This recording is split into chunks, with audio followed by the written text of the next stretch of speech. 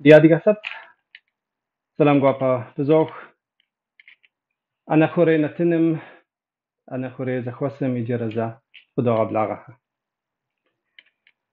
إن شحبة دي تامر دي أخوة تدفسل حنو خير دي سبقم يقاكونو زمانم تيجو بسسحنر تي زخوسم حصل طابها قد غبلغاها جبستو قد غبلغ نتنم يتكم قد غبلغا نخيس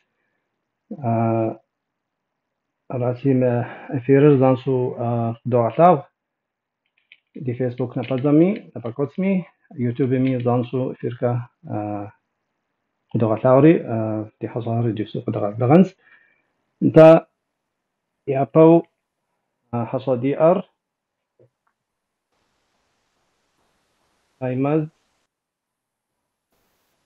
تايمزها ايرول Ja. هو ار ايكونوميكا قدامم قشيوخار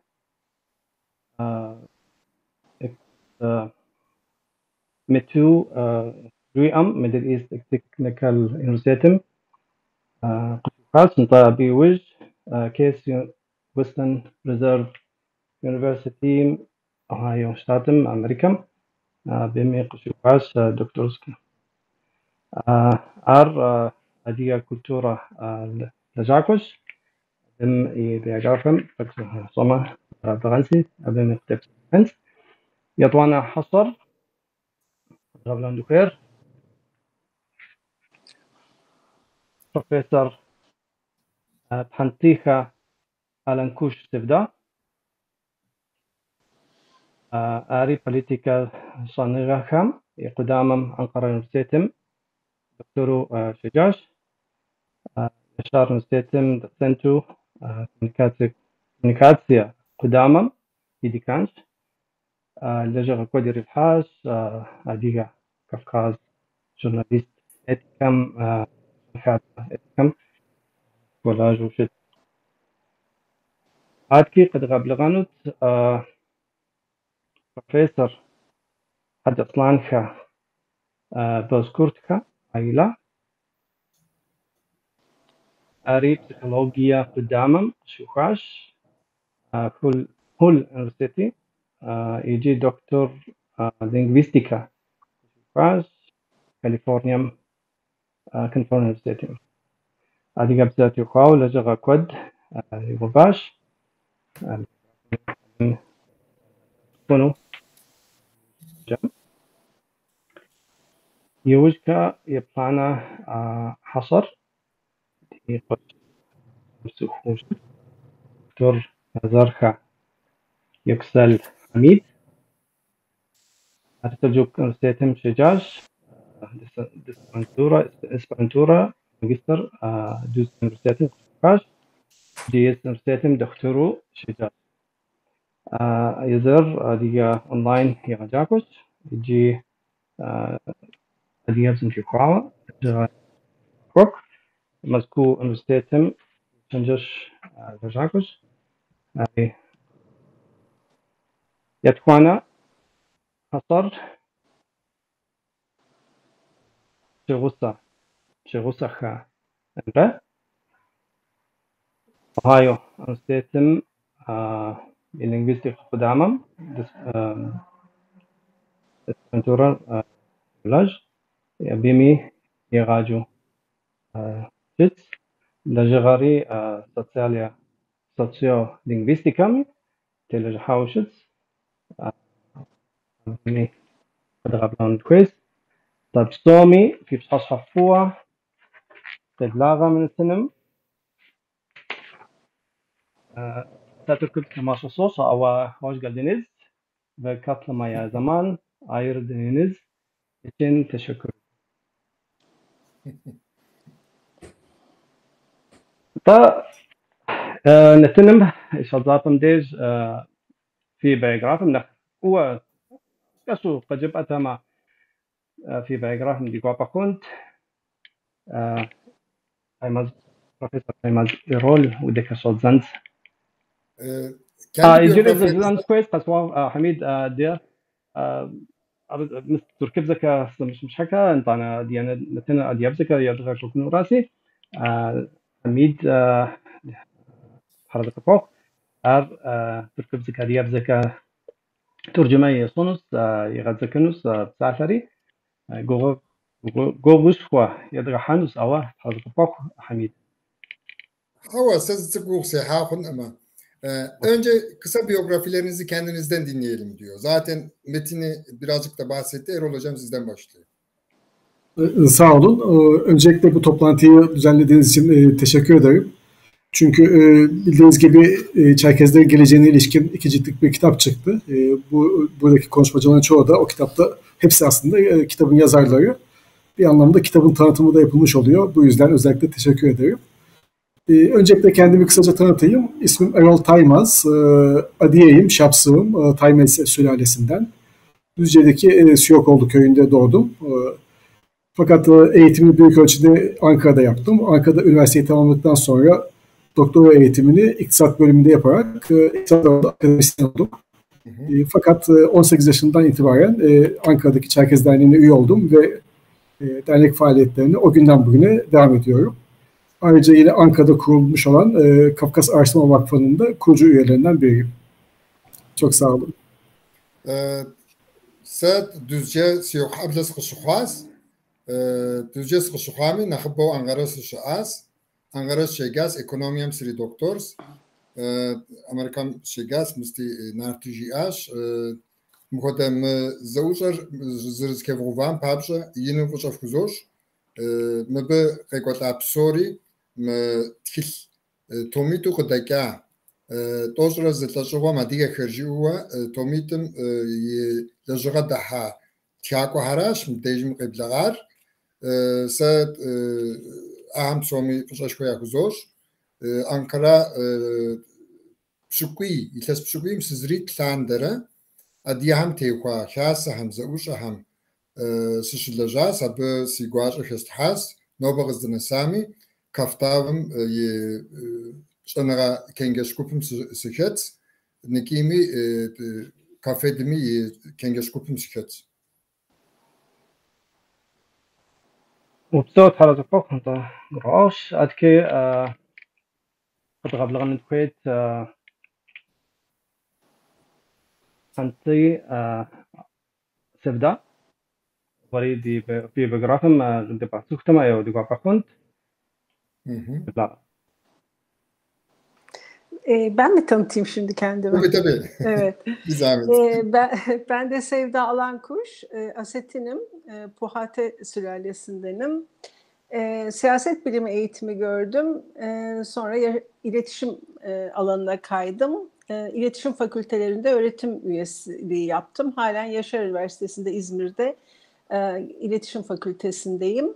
Ben de Erol gibi üniversite yıllarımdan beri dernek yapılarının içerisindeyim açıkçası. Onların çeşitli faaliyetlerinde yer aldım. Makaleler yazdım, edit ettim. Böylece bir tür sorumluluk görüyorum bunu. Politik bir sorumluluk görüyorum. Onu yerine getirmeye çalışıyorum. Adige TV'ye ve Hamide bizi bir araya getirdiği için ben de çok teşekkür ederim.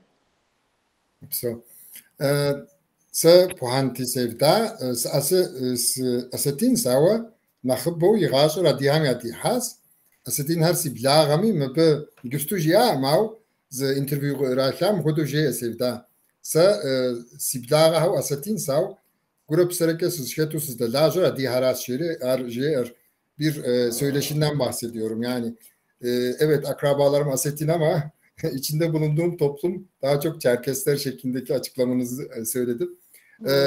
İzmir Yaşar Üniversitesi Yagakos aslında fakültet tam unafas unikimi Yagakos şılacağız. Taymaz Erol Koto seri üniversitetimiz rızatlandırı adigab zaham khogaza sitkoda okuğami sitkoda şahsami tşigay şanagazı khosis psomi سیگوارش که صاحب پشت دو دیگه هم ستیاج آمی سودا خمتو زری خواه بفنس. هذا فوق. عادكي صار بوزكورت حد أصلا لا قد قبل غنس وريت في بيوغرافي قد سكتما تجوا بكونت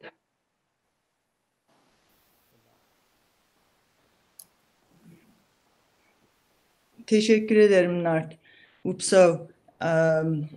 Ben de öncelikle Hamit Hocama teşekkür ederek başlayayım. Bu toplantıda bizi bir araya getirdiği için. Aynı zamanda Erol'la Sevda'ya da böyle bir kitaba öncelik ettikleri ve sorunsuz editörlükleri için. İkisine de ayrıca tekrar teşekkür ederim. Ben Hacı Aslanlar'ın kızıyım. Can Hakları'nda yeğeniyim. Benim de gençliğim Erol ve Sevda gibi Ankara'da Ankara Çerkez Derneği'nde geçti ve kimliğimin en önemli özelliklerinden biri o dönemde derneğe ait olmak, Ankara Kafkas Kültür Derneği'ne, Çerkez Derneği'ne ait olmak diyebilirim. Ben akademik eğitime psikolojiyle başladım, klinik psikolojiyle devam ettim. Sonra Kaliforniya Üniversitesi'nde önce İngiltere'de psikoloji eğitiminden sonra Kaliforniya'da da dil bilim bölümünde eğitim aldım. Şimdi de aynı üniversitenin dil bilim bölümünde çalışmalarıma devam ediyorum. Gupur zgozşasa nartırı sarı fıcak tüş tarazı puh. Ntanım tkitlit kıdakam yiguaj hil hawar zgazakwa. Erolra sevdarı yok ki fıcak yakuzorşi. Hacastana sırap, jenaka sırap kuruş. Sıçılahstanız. Adiyav Ankara Hacettepe şey gaz. Negi dejim jia mav ayla magistratura şu iş az. Psikoloji bakaloryer yuşay uzun. Türkiye'm zış az, İngilizim zış Amerika'm zış psikologiyem ye sabjış. Ana hamşı şu klinik psikolojiya saşara adrenaloj psikolojiya nach قدام الثابجة هم شو شيء حكاية وجم لينغويست بزاف أنا غام زكي غازري بزاف أنا غام كدكتورة منيتر بشكوش ميتياش أرخرزنو أو أيلات حرازة وكوخ نوبة أديغا بزر كامبريدج يونيفرسيتي أكسفورد يونيفرسيتي غديغا كا سيرش زا تخلام أديغا بزم تيوخاوي تشغا دحاوة ز شنغا لج شنغا لجاكو مو دريغوشكون دريباغانو ديسي yine fıcak kudur Ayla. Ben biyografisinden biraz daha farklı şeyler söyledim ama Ayla hocam anladı.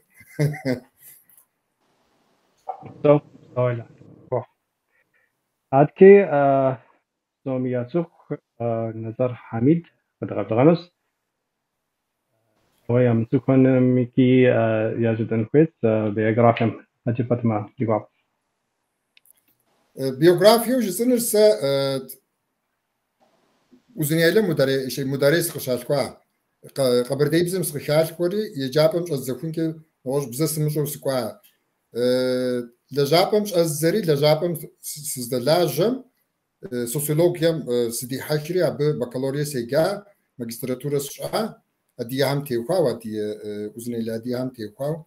Abi uzun Guajagafawa Schikai Wujum, Adigabzam Zhozunatri, Shakum Sukosam Zitlas, Kabardei Bzer Kurtijapa Hamshiva Geffen, Diplom Papsaka Segas, Skakojri, Tuzi Universitaten, Chahadigabzam Teuhuawa, Magistratura Yeshakas, Metkei, Erjes Universitaten, Adigabzam Literaturam, Kishokomra, Charashetan Botra, Teuhuawa, Doctora Slajash, Arz vakay uzum sumşaşo pouzawa online wa adigab zey gajinum sihakori meblekay tlasitranaqom abi sihat ev spapo adigab ze zabğajanım yabğajan khoys arq zgurwash akodu yoqok Doktor Hazbu Xantayci Türkçe ajın sorry. Mesela bizit kazar konuş fakat Türkçe Emre Jire anta. Ser was şutkucu yemek sağ. تمام.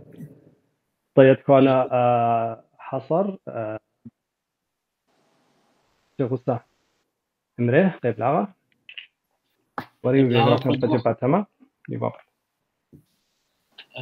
نتنم يبتدي تبقى خامي نتنم قبلها حاجة صعبة همي بسومي سلام قاقف الزوج سيتزر بشغوسة امبرس تركم قيصر قالم سقش حلقوا يجي أمريكان سيشوبسو سي أكاديميك لجغر applied linguistics بزي بوليتيكا أكم توقعوس سي لجغم ينخبر بزي بوليتيك أكم توقعو وما يجي دوغي به تايمازور رول جيا قديجات شلم هت سيت شلر زتيب سلحر أدي بزم ترك قرالم عثمان پشتهوم دق جزاو ترك قرالم يلس شتلاندره يشحق ريقواهر بزاغا قدن جينوسيد تيوريم توقعوه ستياس أبنمش دي بزر مقودن حاجة تركم شبسو عادية هم يعبشدل وكم توب سلح نتنم سقف غبلغام حاجة حميد وري أدي تيفيم يلجغر يبشدل نارت وري ينو فجأة فكوزوش Ben de buradaki bizi izleyenlere ve buradaki kıymetli konuklara çok teşekkür ederek başlamak istiyorum. Türkiye'de okudum ama Amerika'da akademik çalışmalarımı yürütüyorum. Daha çok dil genositi üzerine çalışıyorum. Ve ben daha çok son bir asır içerisinde Türkiye'de gerçekleşmiş olan Çerkezce'nin serüvenini açıklayan çalışmalara daha çok yoğunlaştım. Tezim de birazcık da ona yakın. Birkaç tane de çalışmaya katıldı. Beraber de katıldık. Böyle bir çalışma yürütüyorum. İnşallah çok yakın zamanda da doktorasını tamamlayacak. Onu bekliyoruz. Artık doktor da yani biz olarak, resmi olarak onaylanmasını bekliyoruz inşallah. دقيقة في يمرقوا يعني نجاوة دكتور أبو دجاجة دي دكتور وجدتي أو دكتور طيب حميد وودك تك نفكس وتركز كجب على جماعة biyografya mı tane opsiyon diye koy. Kendi biyografyamı işte 1964'te Çerkez bir köyde doğdum. Direkt Çerkezce'nin içine doğdum ve hiç Türkçe bilmeden okula başladım. Kamu görevim içerisinde sosyoloji lisansı ve yüksek lisansını tamamladım. Daha sonra emekli olduktan sonra Çerkezce'ye yöneldim. Ve gittim bir yıl Nalçik'te ortaokullarda Çerkezce öğretmenliği sertifikası için okudum. Daha sonra döndükten sonra Düzce Üniversitesi'nde Çerkezce Batı diyalektinde yüksek lisans açılınca oraya yazıldım. Tabii bu arada Erciyes Üniversitesi'nde de Çerkez Dili ve Edebiyatı üzerine Çerkezce'nin hem Batı diyalektinde hem Doğu diyalektinde iki önemli yazarı üzerine bir doktora şansım oldu ve onu tamamladım. Doktoramın bitişinden çok az bir süre sonra, bir ay sonra falan online Çerkezce eğitimin içinde buldum kendimi ve bu benim için büyük bir deneyim oldu ve hala o çalışmanın içerisindeyim. Artık dili öğrenmenin en güzel yolu dili öğretmek olduğunu öğrendim. Ve dili öğrettiğiniz zaman dili çok daha iyi öğrendiğinizi gördüm. وبصو حميد وبصو حاجة فوقنطا يجي دي حصة هم يشش حاجة أصلا عائلة زمان كودية أمي بمدة تنسي تنس كويت ما تنس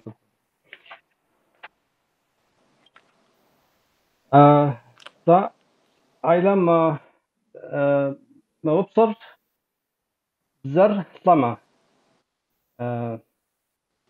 تاكود فر تدخل كصح النغة ريح حرة تدخل بروبليما يا أوك كزرحة مقصكم يطلق بزم يا قدما. Dil ölümü gerçekleştiğinde toplum ve o dili konuşan halk nasıl etkileniyor? Onu soruyor Ayla Hocam. Genel olarak azınlıkların kendi dillerini öğrendiklerinde tam anlayamadım soruyu. Bir daha tekrarlar mısın? Bir dilin ölümü o dili konuşan halkı nasıl etkiliyor? Bir dil ölümü nasıl oluyor? Dolayısıyla hani bir dil ölümünün gerçekleşme şekli ne? Sizin makalenizin şöyle girişindeki 3-4 paragrafı özetlerseniz. Anladım. Ben duyamadım tam soruyu. O sebeple sordum. Dil kaybının en radikal sonucu diyelim dil ölümüne. Dil kaybı da genel olarak bir kişinin ya da topluluğun kendi dillerini, ana dillerini bırakıp yavaş yavaş ikinci bir dile kaymalarıyla oluşan bir süreç. Genel olarak bir süreç bu. Bazen çok ansız da olabilir tabii. Ama bir süreç olarak tanımlanabilir. Ve o dilin son konuşmacısını kaybettiğinizde o konuşmacıyla birlikte dili de tamamen kaybetmiş oluyoruz. Buna dil ölümü deniyor. Ama dil kaybı hiçbir zaman, en azından bizim ülkemizde şimdi Türkiye'deki haliyle ya da anavatandaki haliyle düşünürsek çok keskin değişikliklerle değil, nesilden nesile dilin aktarılmamasıyla yavaş yavaş gelişen, yavaş yavaş oluşan bir kayıp ve sonunda da buna moribund diller deniyor günümüzde. Yani can çekişerek gitmesi anlamına geliyor bu dilin. Yavaş yavaş nesilden nesile aktarılmaması sebebiyle bir nesilde bakıyoruz ki kimse tabii bunun kendi başına geleceğini düşünmüyor, ölüm gibi. Kimse kendi yakını ölene kadar bu işin onun başına da gelebileceğini düşünmediği gibi dil kaybında da aynı şekilde, dil ölümünde de aynı şekilde kendi dillerinizden birini kaybetmediğiniz sürece bu soyut bir kavram gibi geliyor insana. Ama biz kendi ülkemizde biliyoruz. Bu olabiliyor hakikaten. Ubuhça'yı 1992'de kaybettik. Son Ubuh konuşanıyla birlikte, Tevfik Esenç ile birlikte. Onunla birlikte bir dili de kaybetmiş olduk. אני גם זקת הקשסן ספו חפוטר זבזר זרטלר נחרי זו בזמי בسر חكمة تشغو نحن بجسم أبزر ورمت حوا وانا ورش بزكي وبساتوش بزام دي أبزم أنا غير عيتر مو يبسر خكوش عيتر نتا بزر شكومي خخسمي تخوام يابزر زرقودنر يامش أوار زشامش أورا تشغو يكوى كورا معكور بزر يقزبسلن زري تخ قشمنام دي أبزر تلاوي يابش ميس بسوم ديجاوز رخنسي وبخو بزر تيفيك أسانش دونيم خجاي وجم دونيم تكجا زري أبي بسلن أرز قزبسل تخ قزر تمنم قبقو قبشان ki ayla. İkinci bölümü neydi sorunuzun? Negi zibzertla yani dili ölen toplumun ne gibi sıkıntılar yaşıyor? Biraz önce konuştuğumuz. Evet. Bir dil kaybolduğunda tabii bunun etkileri bireysel olabilir, değil mi? Kişiler açısından etkisi olabilir. İnsanların artık dillerinin yaşamadığını, ata dillerinin kendi dillerinin artık var olmadığını düşünmenin getirdiği bireysel problemler olabilir. Sosyal problemler olabilir, politik problemler olabilir. Bir de dil bilimi açısından yarattığı problemler, sorunlar olabilir. Kişiler açısından ve genel olarak toplumlar açısından baktığımızda bizim ülkemizde bu konuyla ilgili çok fazla çalışma yok. Ama genel olarak etrafımızdan toparladığımız, insanlarla sohbetlerimizde edindiğimiz sorunlar var. Amerika'da örneğin lise öğrencileriyle yapılan bir çalışmada ana dillerini artık konuşmayan, yitirmeye başlamış bir grupla onların ortaokul, lise çağlarında yaşadıkları akademik problemleri karşılaştırdıklarında genel olarak bu çocukların kendi kültürlerinin ve dillerinin kıymetsizleştirilmesinin yarattığı bir yabancılık duygusuyla, yabancılaşma duygusuyla toplumda var olmaya çalıştıkları ve bunun yarattığı travmayla da topluma olan yabancılaşma duygusundan bahsediyor. Hem genel gruba olan uyumsuzlukları ama aynı zamanda kendi gruplarına olan da bağlanamamanın yarattığı, her iki gruba da ait olamamanın getirdiği yabancılaşma duygusunun, kimlik probleminin ve dilin, kültürün getirdiği desteği alamamanın verdiği yalnızlık problemiyle okul başarılarının ne kadar etkilendiğiyle ilgili bir araştırma. 2005'te galiba ya da 2000'li yılların başında Kanada'nın Aboriginal gruplarıyla yaptığı başka bir araştırma var. Bu daha radikal sonuçları olan bir araştırma aslında. Ana dillerini konuşan Aboriginal çocuklarıyla, bu da gene adolesan döneminde lise çağı çocukları, dillerini konuşmayan çocukların psikolojik problemlerini, depresyon, intihar, travma gibi problemlerini karşılaştıran bir araştırma. Örneğin bu araştırmada da dillerini konuşmayan çocukların, kendi dillerine yabancılaşmış, kendi kültürlerine yabancılaşmış gruplarda depresyon, travma ve intihar oranının %6 oranında daha fazla görülüyor.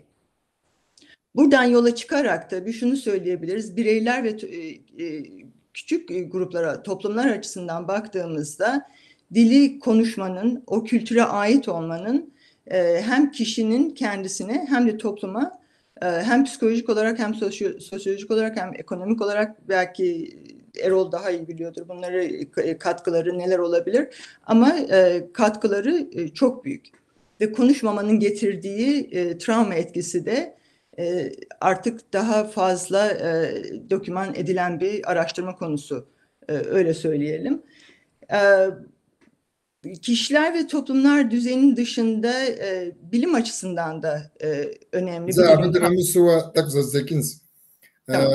Negi Ayla Hoca sıkum yazım yani de şu bizler 20 saatli yani de şu bizem 20 saatli şu hamdi abzemra abzer kız hakika vazge kulturamra puqatura atsxur dana nbzus ama balir muha balir khunu zamanı mit tsipam nakhbo zikaz ömür yazım yibzemre yazım yşabze psongar yağpu duvar yiravdişawa tepşawa zemre tepşawa kulturamra yazım kızkeka şapkımra bizemre puçuwa kızrı arzırız skizam dej yazım psikolog yerz közerah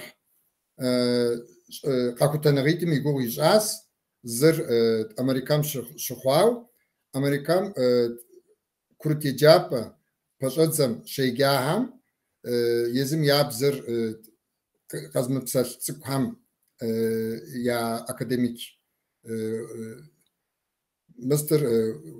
Kuzbekingar nachmajadı da huwa ahodoji as ndana Kanada aborjin ham te huwa abaham gupit qashashri zim yani da kubzer zrahaw yani da kubzam ke ripsarlaw zi abi 20 satlej gupwa gupit qashtri qahutam weplima yani da kubzer ziz mahaj ham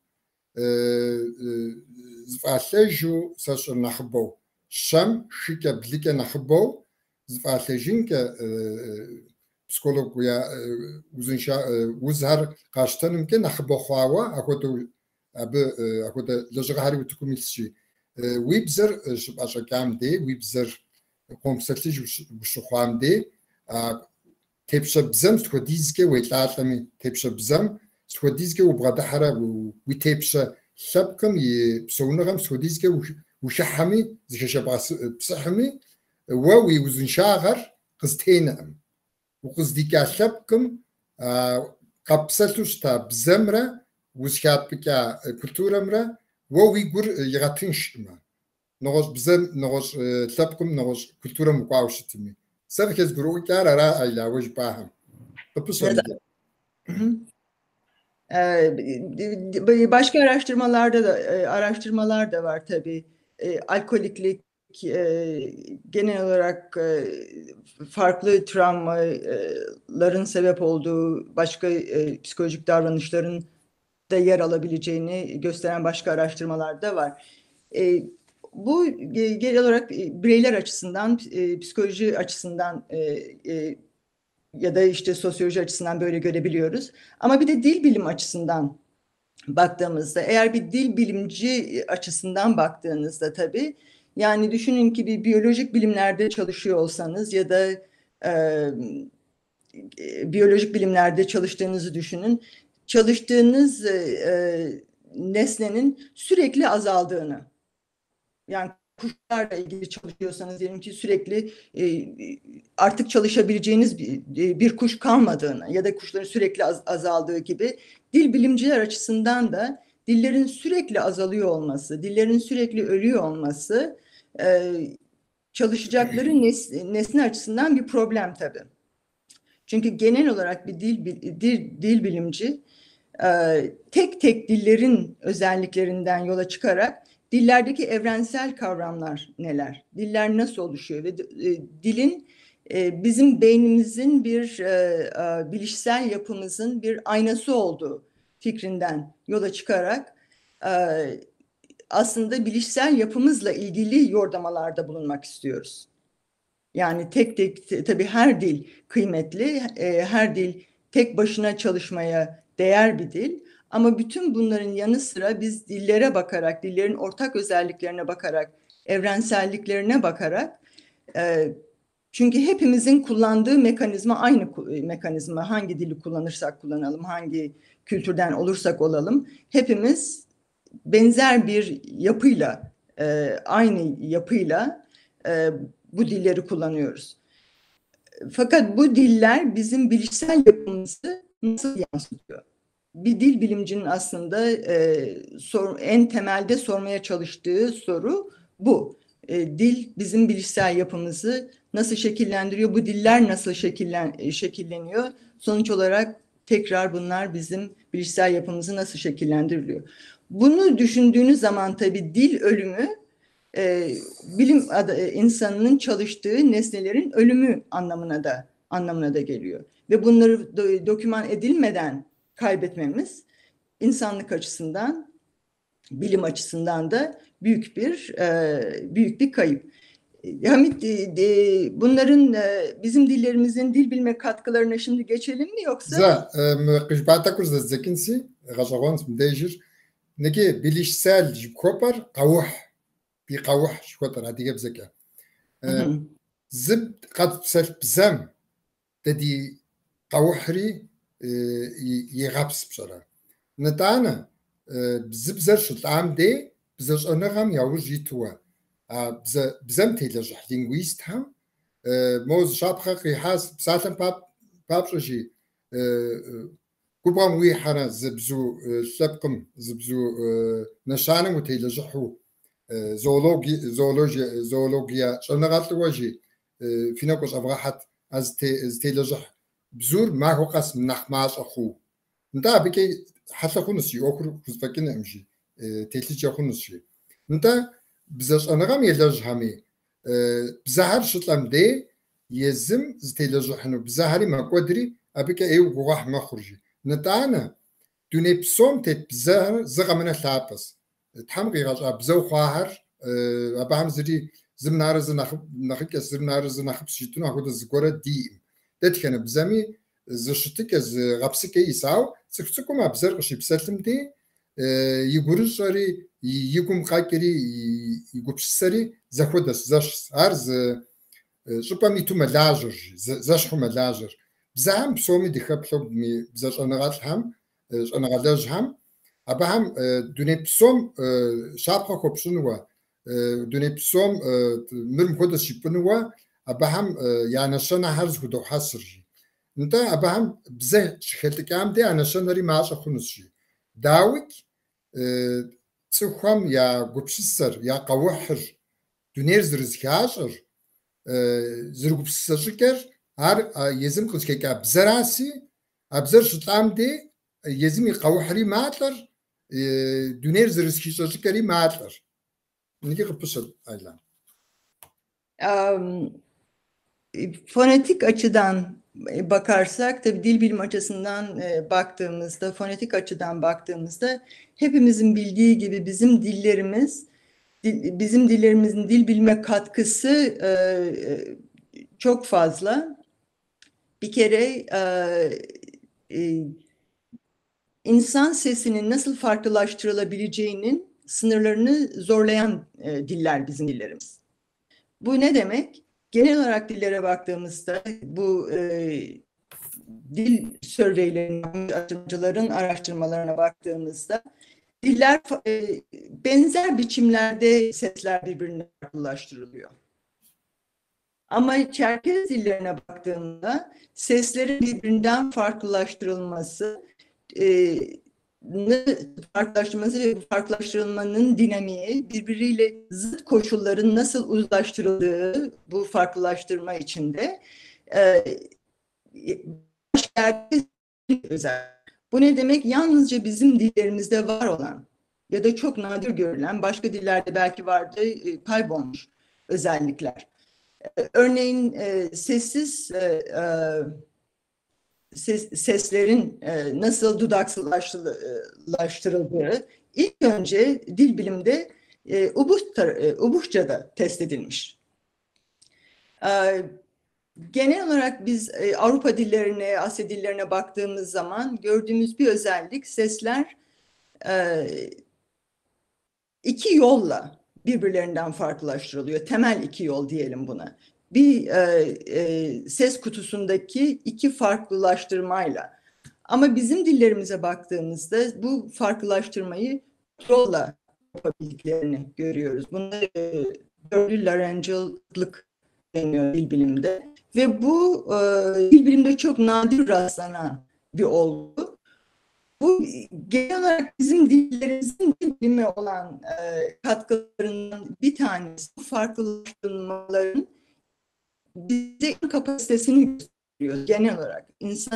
İnsan dilinin, insan seslerinin kapasitesini ve bu zorlukların olabilen, bu zorlukların, bu zıtlaşmaların dilde nasıl çözümlendiğini buna ilişkin güzel örnekler veriyor bizim dilimiz ve bu diller olmasaydı bu tip çalışmaları, bu tip zıtlıkların nasıl çözümlendiğini bilebilmemiz çok zor olacaktı.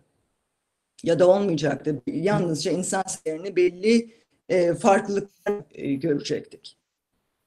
Bizim yaptığımız...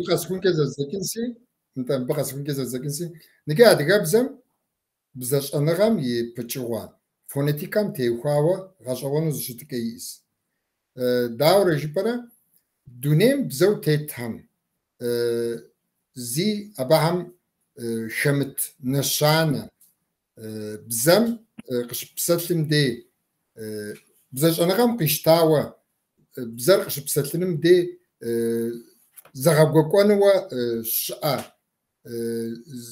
якуз блемиш проблем har dedi adigı bze ham qishapselke naxtinshuz blashawo je'er psalem papshke ubuxu bzem qishagotana shanecher duni psom shabzaham shamgota abaham shizqam khifa gughahad bzashanagam qishtaw bza maqir qishdakinim teuxawo bzashanagam qishta gughaham psori shizqachawo ubuxu shdochi shagota shishanatlam nana digabzem Akoduz şütükeyiz fonetik ilkeni koke medre bzaham şomgotunu nşana kodket qışpselim de maqir wijam qışdekim de medre bzaham şomgot zahatlanwa zapqirshnuwa zpushatnga agi nşanaş bogotur adigabzam mir bzashanaga ke ushbgat hamde adigabzer mbike mukhoda ukhoga zirbir yinu boşağri mir bzashonagam adigabzer zim gakodunwa zapimkuz telejhanu zbzakodo qeishtir ahodu yegasagoji qapış ayla Tabii şimdi bu sesleri üretebilmek, özellikle seri bir şekilde konuşmada üretebilmek çok kolay değil. Ama bunun yanı sıra birbirine bu kadar yakın seslerin algılanması da dil bilimi açısından bir sorun, öyle söyleyeyim, araştırılması gereken bir durum. Çünkü bu sesleri diyelim ki yalnızca bir hava üflemesiyle farklılaştırıldığını düşünün ya da yalnızca gırtlaksılaştırılmayla farklılaştırıldığını düşünün ya da yalnızca ses tellerinin farklı titreşimiyle farklılaştırıldığını düşündüğünüzde tamam, belki bunların hepsiyle bir arada sesleri üretmek çok zor ama akustik olarak bunları ayırt edebiliyoruz. Bu nasıl algılandığı da çocukların bunları nasıl algıladığı, bu farklılıkları nasıl algıladığı da bir aslında dil bilim açısından hala araştırılması gereken bir durum. Niki bizler mebe tişirapşat sıçara pa jeri aytum psaliter şijipamde niki pstujiya amav abdejim amakır ve kurmakem kızrikiri ve makır kızkek sintkuhari psori inta ve jam ikotsum ar kızdabak baxam tevhuawa makır zrzri khokir ar psori şanam qebu dav mzsabim pamra aytum yazquakum tet zagona wa bzar kızırja aşıker ar adegabzam qazbsartsıhum tünshu jifu jiari zjriam gruo ari qasağonuz bğadahakesi misto fonetik lajram qızriştamka jipaham kes guru karara. Doğru söyledin Hamit. O P ve P örneğine o yalnızca ikili bir değişme, değil mi? Ona 2 tane daha ekleyebilirsin. Aynı yerden yalnızca çıkış biçimindeki farklılıklarla, mesela bazı derken yine aynı yer kullanılarak çıkarılmış, yalnızca ses kutusundaki değişikliklerle oluşturulmuş bir ilk ses ya da pase dediğindeki o başlangıçtaki sesteki hava üflemesiyle. Onun dışında dediğinde sizin dediğiniz gırtlaksı sesin oluşturulmasıyla ya da pane denildiğinde üflemenin hiç olmamasıyla. Aynı yerden ama 4 farklı ses üretebilmek. Bu 4 farklı sesi ürettiğiniz gibi aynı zamanda bunu algılayabiliyor karşınızdaki kişi. Bunun yanı sıra bu kadar Çerkez diyaleklerinde en mütevazi diyalekti diyelim biz. En mütevazisinde 48 sessiz harf varken bu bile dünyadaki dillerin sessiz harf oranlarının çok üstünde bir sayı. Buna karşılık çok az sesli harfin olması. Az olmasının yanı sıra bu harflerin, bu seslerin ağız içindeki dağılımı, buna vertical alignment deniyor, dikey seslendirme deniyor. Bu da oldukça nadir gördüğümüz bir özellik. Yalnız Çerkezce'nin bir özelliği sesli harflerin oran olarak daha az olmasına rağmen yapılan analizlere göre 1 ya da 3 arasında değişiyor bu. Bu dili dinleyen hiç kimse bu dilde ne kadar az sesli harf var demiyor da zaten. Çünkü sessiz harflerin özellikleri, sessiz harflerin bu kadar çok olması, bunların dudaksılaştırılması, sesi biraz arka plana atabilmeleri, bazı ses özelliklerini arkaya çekebilmelerinden dolayı yüzeyde, biz bunlara yüzeyde diyoruz, farklı sesli sesler görebiliyoruz. Yani temel olarak a olmasına rağmen, 3 ses olmasına rağmen yüzeyde konuştuğumuzda örneğin zu derken sonunda u sesini duyuyoruz. Ama bu hiçbir zaman Türkçe'de duyduğumuz u sesiyle aynı değil. Değil mi? Bu Ö sesiyle W'nun dudaksılaştırmasının birleştirilmesiyle oluşmuş bir ses. Ya da pso dediğimizde sanki yalnızca Türkçe konuşan bir insan O sesini duymuş gibi hissedebilir ama Çerkezce konuşanlar bu temiz Türkçe gibi bir O sesi değil. Pso, O sesi. Değil mi? Hı hı. Onlar arasında farklar var. Yani bu sesi dinleyen kişi hiçbir zaman bunda U yok, O yok, İ yok, E yok diye algılamıyor. Bu da bizim dilimizin özelliklerinden biri. Ama bunları yüzeyde olan sesler olarak nitelendiriyoruz. Yüzeyde olmalarının sebebi nerede nasıl karşılaşacağımız yordanabilir. Ve bu özellikler de konuşmacılar, doğal konuşmacılar her ne kadar bunları formüle edemeseler de kendileri konuşurken doğal olarak bildikleri özellikler. Upso.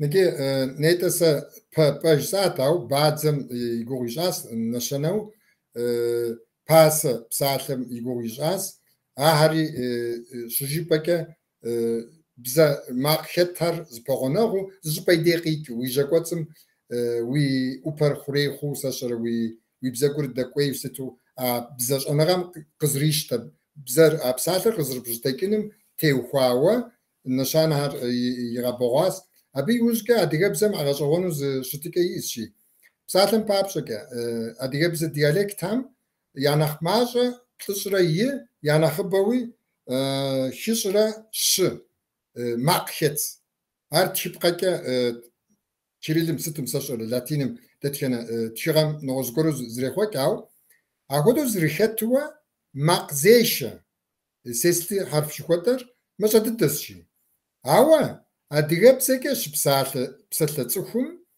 أبساتر جي بسالم دي يداوم نمش أديجا بس مش أزغور شيء داوم ديش أب مقزيش مازو زريختر وجرونا أمشي مدري مق زراش دقواش ستكتو أكيد حشوك أو أديجا بسم مقزيش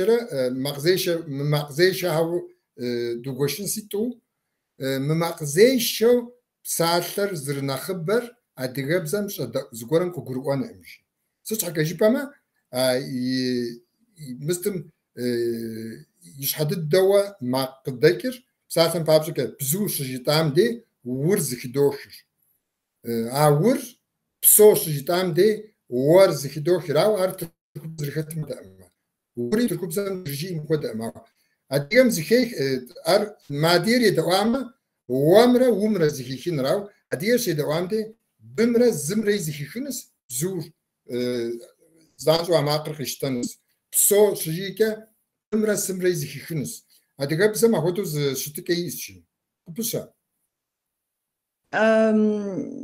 Daha fazla uzatmayayım fonolojik özelliklerini ama morfolojisi de Çerkezce'nin benzer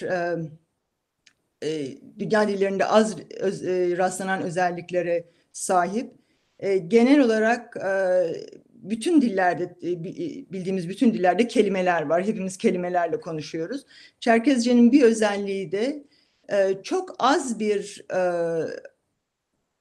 ana kelime deposuyla diyeyim. Çok daha zengin bir kelime haznesi oluşturabilme özelliği. Yani isim tamlamaları, sıfat tamlamaları Çerkezce'de diğer dillerde görmediğimiz kadar üretken. Bu üretkenliğinin yanı sıra da yine bu kelimelere baktığımızda birden fazla kelime bir araya gelerek yeni kelimeler oluştururken ki gösterdiği yapısal özellikler diğer dillerde görmediğimiz özelliklere sahip. Bu ne demek? Bütün dillerde birden fazla kelime bir araya geldiğinde kelime bize bunu sinyal ediyor. Ama Çerkez dillerinde örneğin birden fazla bir kelime bir araya gelip de yeni kelimeler oluşturduğunda, yeni anlamlar oluşturduğunda bu yeni oluşan kelime sanki tek bir kelimeymiş gibi davranabiliyor. Bir örnek vereyim Hamit, belki daha iyi açıklarsın bununla. Diyelim ki iyi adam. Öf, Çerkezce değil mi? Öf. Evet. Bu kelimeye baktığımızda öf bir heceli hala ama iki kelimeden oluşuyor. Değil mi? Ama hala küçük bir kelime gibi. Üç harf ve bir heceden oluşan bir kelime hala. Öfs dediğimizde bir cümle kurmuş oluyoruz. İyi adamdır. İyi adam diyoruz ama hala bir hece ama 4 sesten oluşuyor. Ve buna dilin prozodisi diyoruz biz buna. Stresi, hece yapısı açısından baktığımızda bu sanki herhangi tek bir kelimeyle birebir ölçülebilen bir durum gösteriyor. Bu da Çerkezceyi aslında diğer dillerden ayıran bir özellik. Nasıl kelime yaptığımız, nasıl kelimeleri nasıl ürettiğimiz ve bu kelimelerin hala nasıl birebir diğer kelimelerle map edilmesi diyoruz İngilizce'de buna ama nasıl çevireceksin onu bilmiyorum. Niki adigabzam morfolojik ve قصوان ومدري بزعم شاب راس شير صف شجيتام دي زماقس أوا تركب زكا صحف جبفنوا بسلك جبفن راسشي صف جبام هتو هار صف شبوري بسلوخا بوتشي بوغاتشي أدغبزم مجرد دبساتك قببغوفانو ييبم قببغوفانو بجوا همكه تنشبزو بسلكود بلفاتي شقاتي ساشرا بجغاتي بصوري بغابغوفنسشي ادغبزر تنشبزو ستري نخ زبسلزاقوكه كود جبفوا اودوز شنغايسشي كوزفكنغايسي ادغبزر خود منشانم زرتيتم كه ادري بزهم كود كنا خاش شوكشي كشو جسنسي قبشا bu özellik tabii Çerkezce'nin bu özelliği çok seslerin aynı zamanda kelime olması özelliği. Yani Çerkez alfabesini öğrendiğinizde aynı zamanda o kadar da kelime öğrenmiş oluyorsunuz. Değil mi? Bu seslerin kelime özelliğini taşıması, bu kelimelerin morfolojik bağlantılarla, ön eklerle, son eklerle cümlelere üretilmesi, paragraflara üretilebiliyor olması tek bir kelimede bir cümle söyleyebilme özelliği. Vestigians dediğimizde mesela ben seni ona verebilirim. Kaç kelimeden oluşan bir cümle bizde bir seferde çok kolaylıkla söylenebilen tek bir kelime olarak söylenebilmesi. Çabuk düşünme olanağı veren bir dil Çerkezce bu anlamda bilişsel olarak düşündüğümüzde. Çabuk düşünme, çabuk anlama özellikleri olan bir dil. Bunun tek getirdiği bir durumda çocuklar acaba bu dili nasıl öğreniyorlar? Yani bu kadar ön eklerin ve son eklerin arasında gömülü olan fiili vestigians dediğimizde mesela o tes sesinin fiil olduğunu bu kadar gömülü ön ek son ek arasında bu çocukların nasıl çıkartıp da anladığı bunları henüz bilmiyoruz. Başka dillerden Mohawk gibi Amerika'nın yerli dillerinden örnekler var. Bu çocukların bunu nasıl öğrendiklerine ilişkin. Bizim dillerimizin de bunlara yakın olduğunu düşünüyorum ben. نكي هذا بزم غزوانس زي وستجن بساعتهم كا ساب وستجنس جيواز بساتلو خواق زريكر أب تن بساتلر زغورة تن بساتلر سابيم شسكي كام ديار داور زريغاشر أنا بداور خيشرة بتي وخاول لجغة دي ماو أمريكان شكوك لجغة هم أبهم سابي هم تدي هذا بزم بغونا هو بزر داور زريغاشر مي بتي وخاوي أبو نشانه خب حنري خلصي أو адыгэбзэм пэж дыдэу зыпсэлъэ закъуэкӏэ куэд жыбоӏуф. Нтӏанэ тыншу уегъэгупсысэ, щызэбзэкӏэ гугъуехь абы къикӏыуэ. Аращи, ныгъэ айла упщӏэр дежым щыдухынси, адрей ди хьэщӏэхьэм я упщӏэхьэм дыкӏуэнщ. Натыр уест Нарт. تمام تمام تا علاج أهرب سوري داك دس غصوان هس سقوم كايجي بتاع لكود جالس بمتوقع عائلة يا سوا يزري أخ يا أنسي كويت يتصون كويت كزون ما كويت أول ما بتاعلم شجع عام أدي يبزر لاش أوا شناغو شاس مبزر كودنما صح كودنو شناغو شاس موضوع بس كاسو قديبة عائلة جاءت مع وبخ بزر كود جباو ستو برا حمراء قد أتجربتنو برا مو كاس ضده قد جاءت مع. Şimdi Ayla hocamın söyledikleri çok enteresan diyor. Gerçekten Çerkezce'nin bu kadar güçlü olması çok önemli. Ama maalesef tehlike altındaki diller içerisinde, yani kaybolacak diller içerisinde olması da üzücü. Çok kısa olarak Ubukça tamamen yok oldu mu, yoksa onun tekrar canlandırılması mümkün mü diyor. Ubukça bildiğimiz kadarıyla şu anda Ubukça'yı konuşan kimse yok. Ubukça ölü diller kategorisinde. Buna rağmen tabii Ubukça iyi doküman edilmiş bir dil. Onu söyleyebiliriz. Ubukça ile ilgili hem fonetik olarak hem morfolojik olarak hem kelime yapısı, cümle yapısı olarak Ubukça ölü bir dil olarak iyi doküman edilmiş bir dil sağ olsun Dumezil tarafından. Ölü dillerin tekrar canlandırılması bu önümüzdeki içinde bulunduğumuz bu 10-20 yıl içinde oldukça gündeme gelmiş bir durum. Örnekleri var, başarıyla yapılmış örnekleri var. Umutsuz bir durum değil. Tehlikeye girmiş diller açısından da umut verici gelişmeler var. Bunlardan bir tanesi örneğin İbranice. İbranice İsrail'in resmi dili olmasıyla birlikte yeniden canlandırılmış bir dil. Baskça bizim dilimize belki biraz daha sosyolojik olarak daha yakın bir örnek.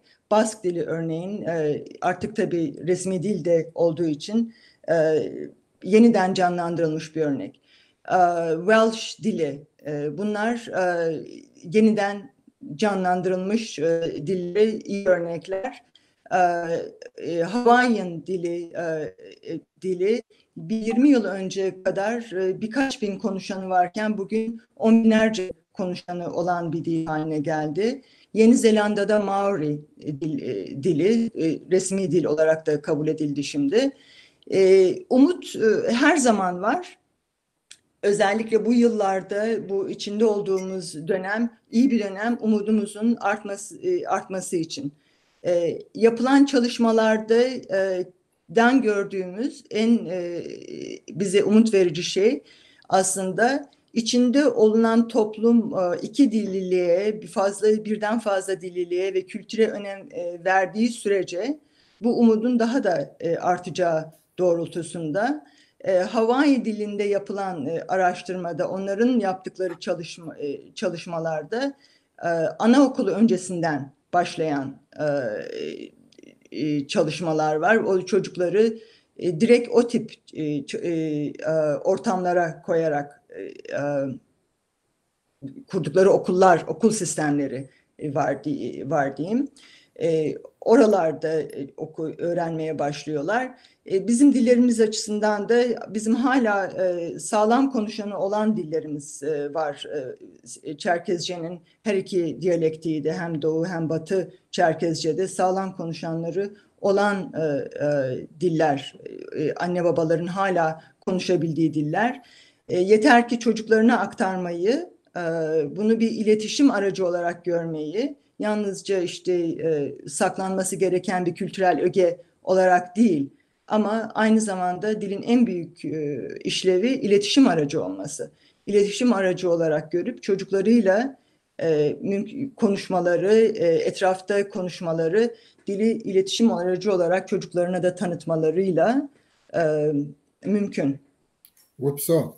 Nige atıka bize bu bizer marke tişarake saçlara bize sonrağım koko sit itleni koke arşiv yaşağız bizesi qabğaçarajınır xunus şapqa kodişas jurtu bizer mis qaçarajas bize kodum yuguyas yats harjiyas baham story qaçarajas jeri qabğaçarajın babşke bleka itlesi şum itlastosum bize her qaçarajının tevhawa qaralığı kodum lajıga şrahak ahri akuzfok bizler mumğatlanım naxnaşına şuar ve sabim yabğaşanır netana bizler xuman ve muzeyim şalhanu zgora muxwa ve gaşan ve psonağım pletnas ve psot ayla ve Mr. Jepahare ve gaşawant قد كوفغاو مدري حاجة هم تقدر حاس نجيت مدري حاجة هم ساعات لي عتنز ساعات خاو تقدر دا طاقة فوا في دوزر كحل الفار أو في حصهم دي كونس يا بقصة متكلم قد كام أديع سبق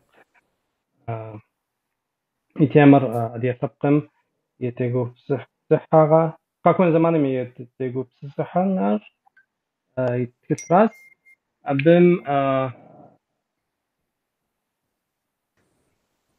تبدأ قد أبلان خيز أبم تيقاوة قد يأتما تيقع فخوند متكسلم أو يعني تلجو حاوشت يتصري أبم متكسلمي تيت تتزاو تيت قد يأتما تتودع أخوة ريحار كتم تتودع جردم يؤو متكتر راوفار تتودع حوصغة İkam. Hep okunuyor. Sevda. Sevda hocam, biraz önce yansıttığı gibi bu kitabı neden yazma gereği duydunuz? Neye göre, yani hangi fikirle yola çıktınız? Bir de kitapla ilgili serüvenini böyle kısaca özetler misiniz diyor. Hocam sesinizi duyamıyorum. Çok kısa özetlemem gerekecek çünkü çok az süremiz kaldı. Hali hazırda bir saatimiz gitti. Ben 2 tane kitabımız var. Onu göstereyim öncelikle. Bu 2 tane kitap editörü sadece ben değilim. Arkasında 6 tane arkadaşım var. Burada ismi Merih Termaz benim görünüyor sadece. Ama biz 6 kişiydik. 2 sene boyunca bu kitabın oluşması için çalıştık, fikir yürüttük, tartıştık. 2 senenin sonunda kitaplarımız basıldı ama bu arada bir arkadaşımızı da kaybettik. Onun adını anmak isterim burada, Sezai Babakuş. Yani şöyle söylemek istiyorum. 42 tane yazı var, 46 tane yazar var, 6 tane de editör var.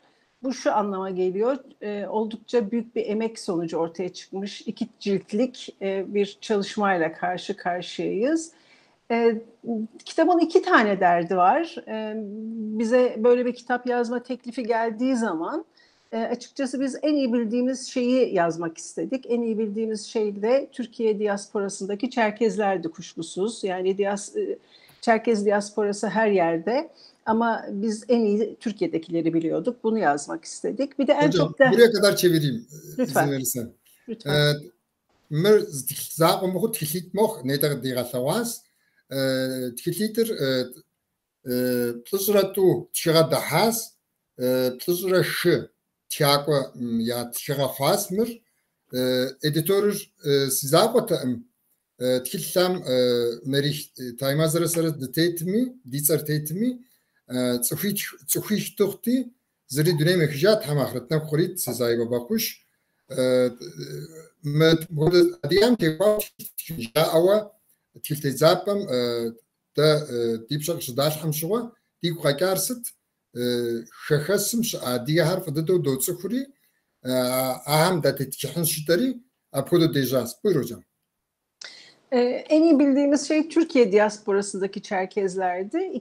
En çok dert ettiğimiz şeyi yazmak durumundaydık. O da Türkiye'deki demokrasinin geleceği ve bu gelecekte Çerkezlerin durumunun ne olduğu, ne olacağıydı. Bu yüzden ilk kitabımızın başlığı şöyle tekrar göstereyim. Çerkezlerin 21. yüzyılı kimlik, anayurt ve siyaset oldu. İkinci cildimizin başlığı da Çerkezlerin geleceği üzerine düşünmek, kültür, toplum ve demokrasi oldu. Öyle zannediyorum ki başlıklar derdimizi anlatıyor. Türkiye demokrasisinde geleceği ve Çerkezlerin geleceği bu çerçevede toparlandı yazılarımız. Yazarlarımız arasında Çerkez olanlar da var, olmayanlar da var. Çünkü bu kitap sadece bizim geleceğimiz değil, Türkiye'nin geleceğiyle ilgili bir kitap ve hepimizin derdi. Bir Çerkez atasözünden esinlenerek ben şöyle demek istiyorum. Herkesin demokrasiye ihtiyacı var, Çerkezlerin de var. Bu çerçevede bu iki kitap oluştu, bu dert etrafında oluştu.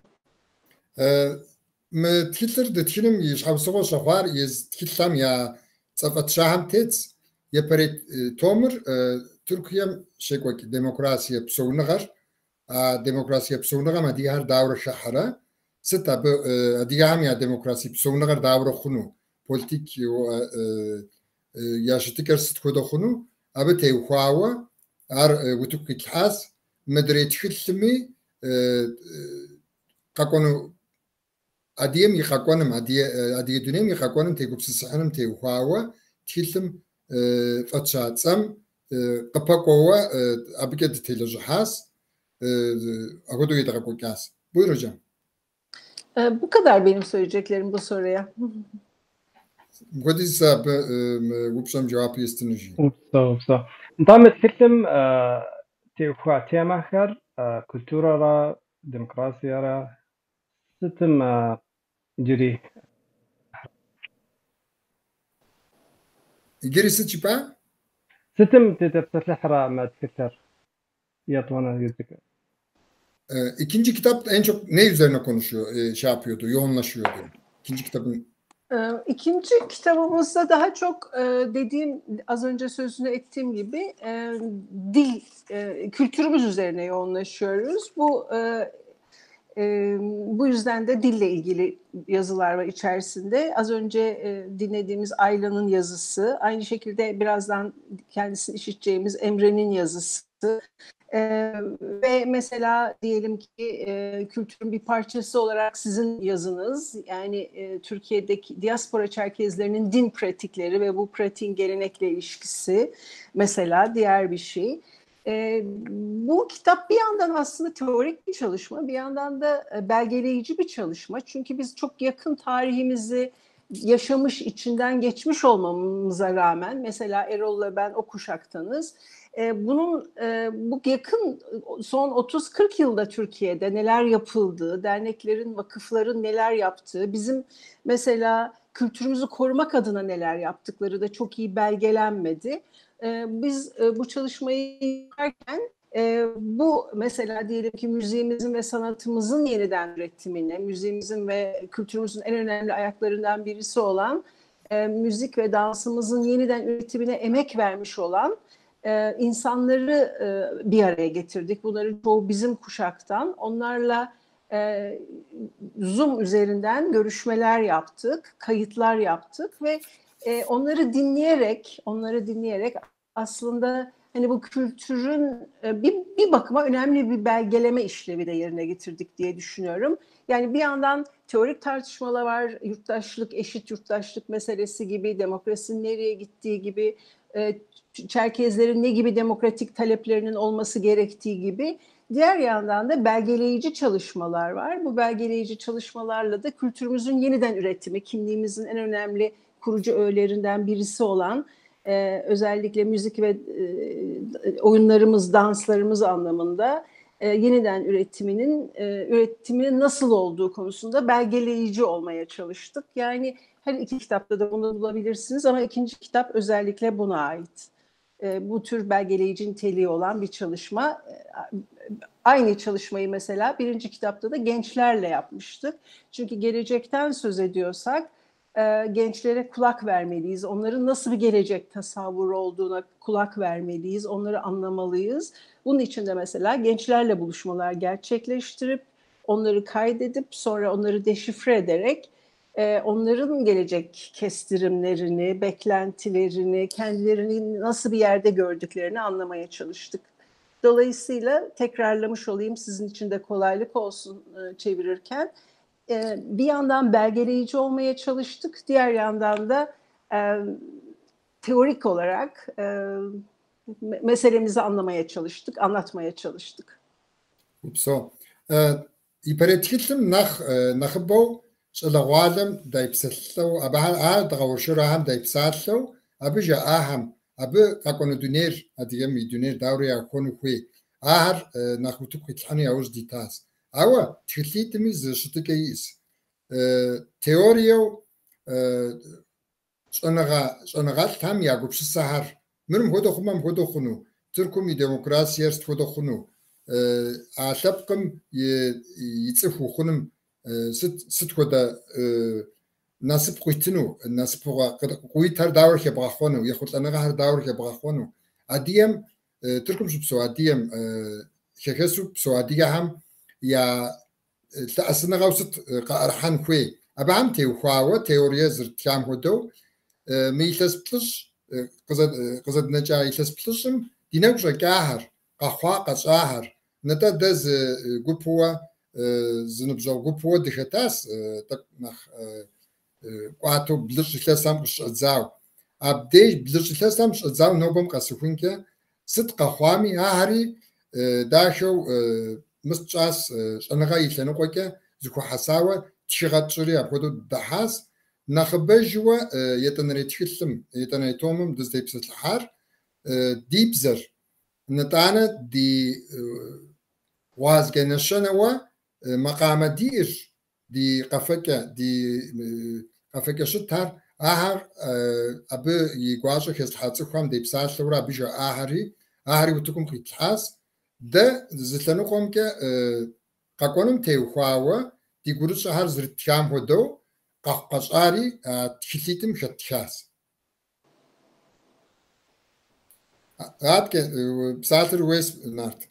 بسات رزق او هنتا قرآش. عاد که إيرول ديد كنت قجبت لما إيرول بقشلاطر ست خدا هو يحار ما تكلم داورو ويبلرا متكلمي bağır. Erol Hocam, soru size geliyor. Bu kitapların ne gibi bir fayda getireceğini düşünüyorsunuz? Bir de bu kitap içerisinde ne gibi bir çalışmalar ortaya koydunuz? Yani sizin katkınız ne oldu anlamında soruyor.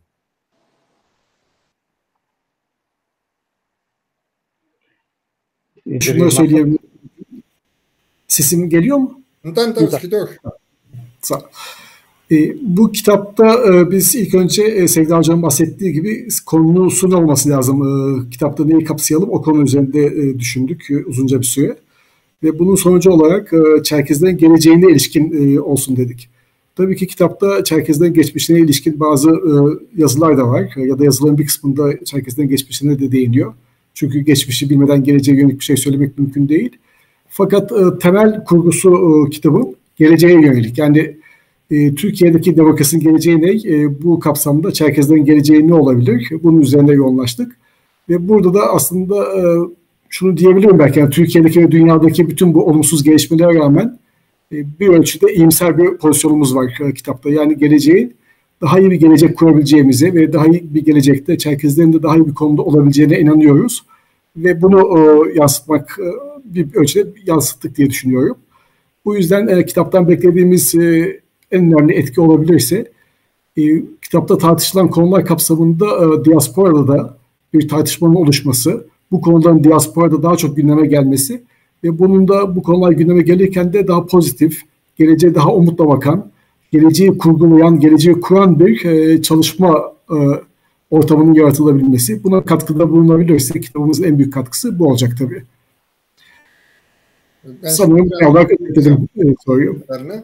Niki mitkiram neyte sevdayı zigur zriçawa blekam kahwaqasham yusav kakonur davrokhunu di kakonu zamanır adigem kakonu zamanır davrokhunu abi ar katkutani yavuz ditas lajham psomi da mitkillim keddi ha yapacak mitkillim sit titkin jito ilasit keddi tegupsis has sit titkin kwe adigar sit konu adigam sit ke da telajhan kwe da tetjhan kwe jito ardis kwe sura kodu duwarşarura gupkuwa lajga ilasit ke yithakay uzum natana lajgar yedgajri blekar ditkas neta sevda zirji am hodo waw qaqonim sit da diadigar paplar dunem qaraluam sit wadiz gowah muhmusa qay khulami adigar sit shgoy yigurshar yaqadim gogar yaqadim qaqonu di shablami di qaqonim di gurshar dum qaqodu dawik da di okhur da dagakyo dana dishpsomi khasm shahal nakhbajwa abda di gasr da di psownagar da di qaqonar adigam shabzeke bzeke sashar psownaga psoke demokrasiya tlenuqoke dizkestab qam dagt khwasanu dagda pasunu asnaga yefakunaga draga fakonu digura psomke da di gurshar zid daqadim da di shablami di qaqwanke gurshar yettunu yawzdits khasm psoham nakhbajwa mitkhilitim khasm psotsukam ar yak qaqima dizkhuditer dina asakodu tkun asakodu tstans buyurun hocam. Hocam sesiniz kitabın nasıl hazırlandığına ilişkinde bir soru geldi. Onunla ilgili kısaca şunu şöyle söyleyeyim. Biz yayın evinden bize ilk önce teklif geldi. Çerkezlerle ilgili bir kitap hazırlayabilir misiniz diye. Bunun üzerine 6 arkadaş bir araya gelerek işte bu çalışmayı başlattık. Kitabın genel içeriğine karar verdikten sonra bu içeriğe katkıda bulunacak çok sayıda insanla haberleştik. Bunların büyük bir kısmı Çerkez. Ama Türkiye'de bu konuda kafa yoran Çerkez olmayan insanlarla da haberleştik. Ve bunların sonucu olarak da Sevda Hoca'nın demin söylediği gibi 46 arkadaşımızdan 42 makale topladık ve bunları 2 cilt olarak bir araya getirdik. Bu niteliği itibariyle de kitap aslında tam bir akademik çalışma değil. Kitabın içinde pek çok akademisyenin yazısı var. Çerkez olan ve olmayan akademisyenlerin çalışması var ama sadece akademisyenlerin yazdığı çalışmadan oluşmuyor. Bu konuda düşünen, kafa yoran, fikir emekçisi diyelim, insanlara da katkıları var. Zannederim güzel bir çalışma ortaya çıktı. Kapsamlı bir çalışma oldu. Bunun Türkiye'deki Çerkezlere ilişkin konulara, tartışmalara bir katkıda bulunacağını umut ediyoruz. Medlajritim neytese dazgakvaj zezmzekyo madiye akademiki ve tsayş hayu tsukkodikhat madiye ukhatas ahri da mütkillar tiltezapam adiyan tehvaz tşiraftki ja avşıca amşwa yapajkası tşinir jitari ar abi unafer qatstay uzun da tiltitim tşiraka yigwajır keshani adaqajır keshanam psomiz zapıças mabaham madiye yaşat agodora lajgar yetaqokas neyte zrijtawa bjiraka tlsrash tsxum tlsratu tşira qarahri ar dexetsgu tedzas noba şasam şey kekhasim adiye gupsisar nda ha tşigar akademik tsxkod khetsawa akademik lajgat dawi bibşkhuna tsxam ya gurusar ya gupsisar adiyetlapkum tewxaw adiyetlapkum iqaqonum tewxaw ya gusas asar tinshu tukup qras hawa z lajgawa bibjifnis tomitri abi qapakowi adiyem di qaqonir shakumi shakhasmi yegupsisunu tsxam vazgeçe kokunu dokuğa. Buyurun hocam. Yani size de şu arada teşekkür ederim. Gerçekten de bu kadar şeyi bu kadar hızlı tercüme ediyorsunuz. Ama zannediyorum soruları cevapladım. Hani Emre'nin de hakkını yemeyeyim. Onun da sözü olsun. O da kitabımızdaki önemli yazarlarımızdan bir tanesi. Dil konusuyla ilgili çok önemli bir yazısı var. İsterseniz ben burada bu turu tamamlamış olayım. Nart, psalter ve sayırıkun şimdi gibstu Emre psalter kreşte jabi tkar ev tkar sabi jinisi ağırıkınsı serken jizin arası. تمام أذكي نغشوا بشكل أو قد غزجن رولدي. Başka soru var ama onu da ikinci turda sorarım. Size Erol Hocam. Nıtak pışa. تمام أذكى إمري ديت كنت إمري وري ولا جغم كبحاس نتكلم ولا جغم عم تجربتها مع رابط. Hamid uçar zebzekinu. Soruş paylaşım zaten tkar sipaş hamilsi. İki se lejgam kestler adiyaham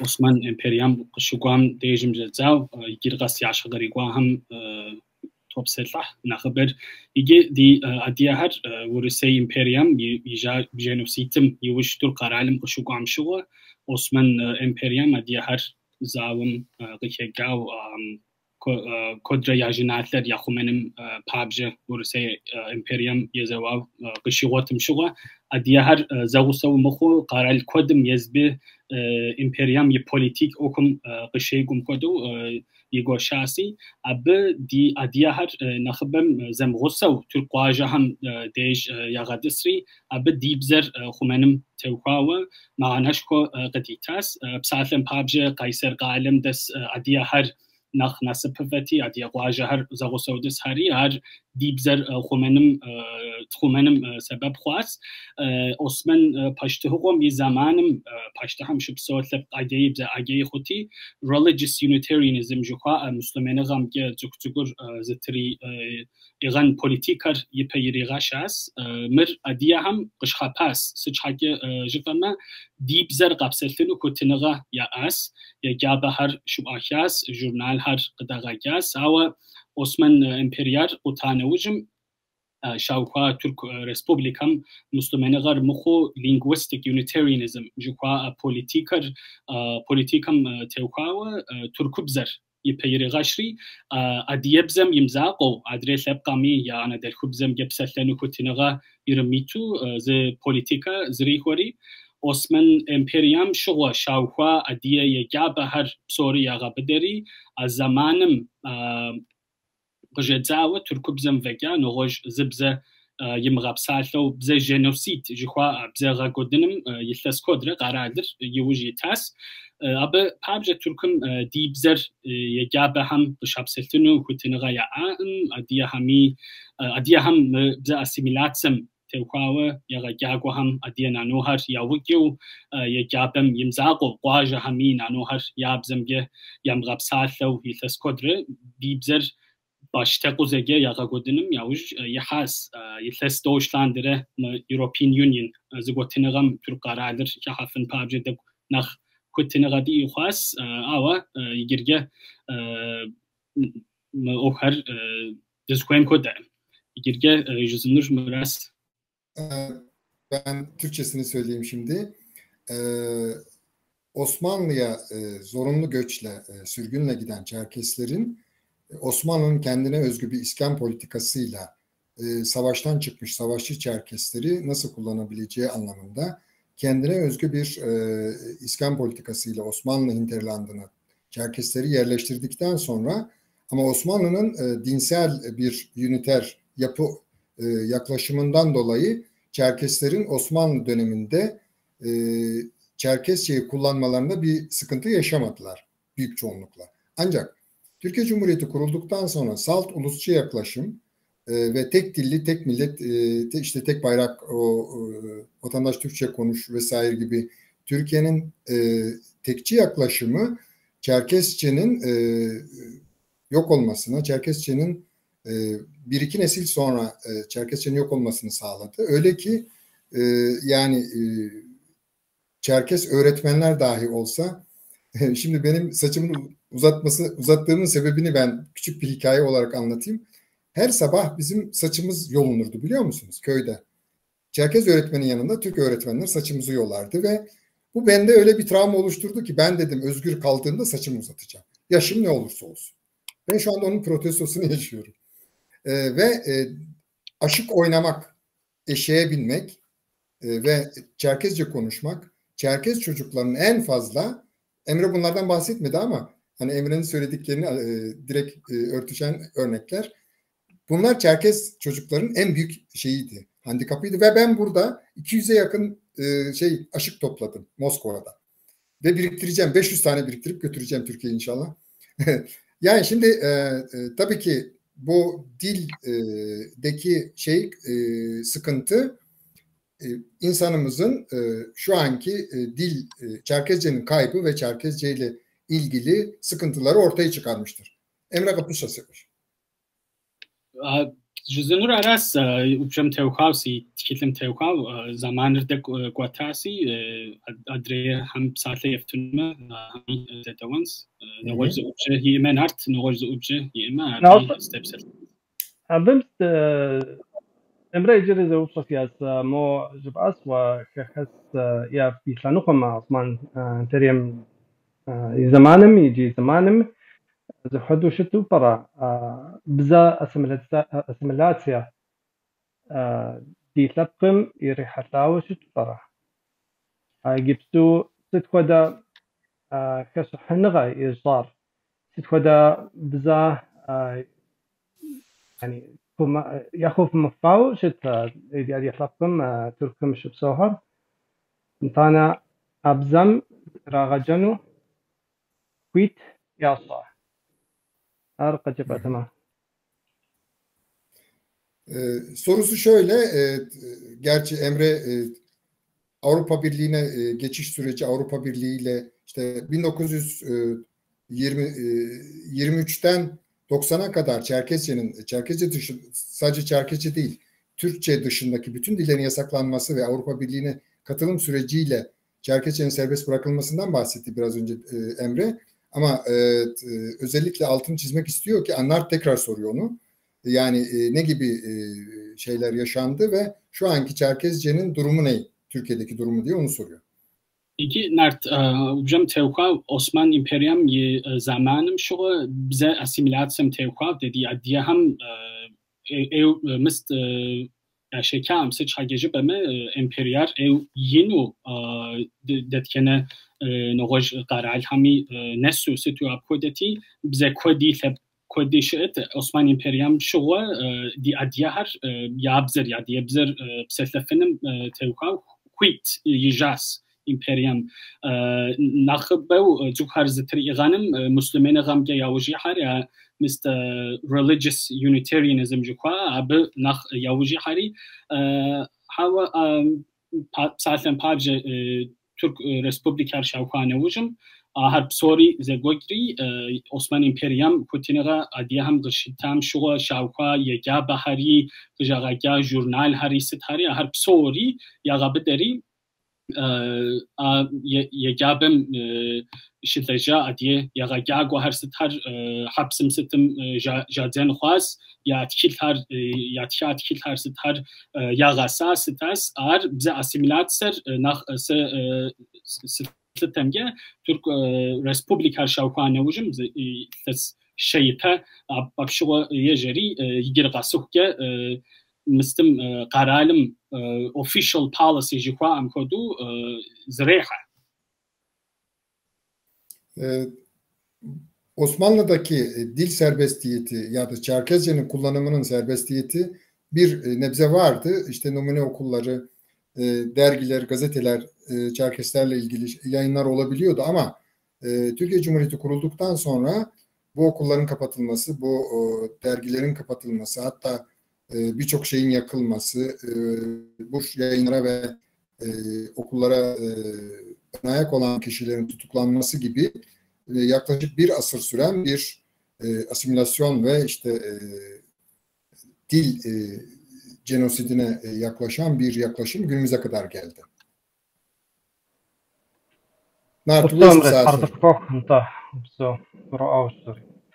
حميد ووديك كنت جوه دي حامي او ويتسالت عليه وكنت سنة جبت بس دي قابت تومي انت ست سبخنغا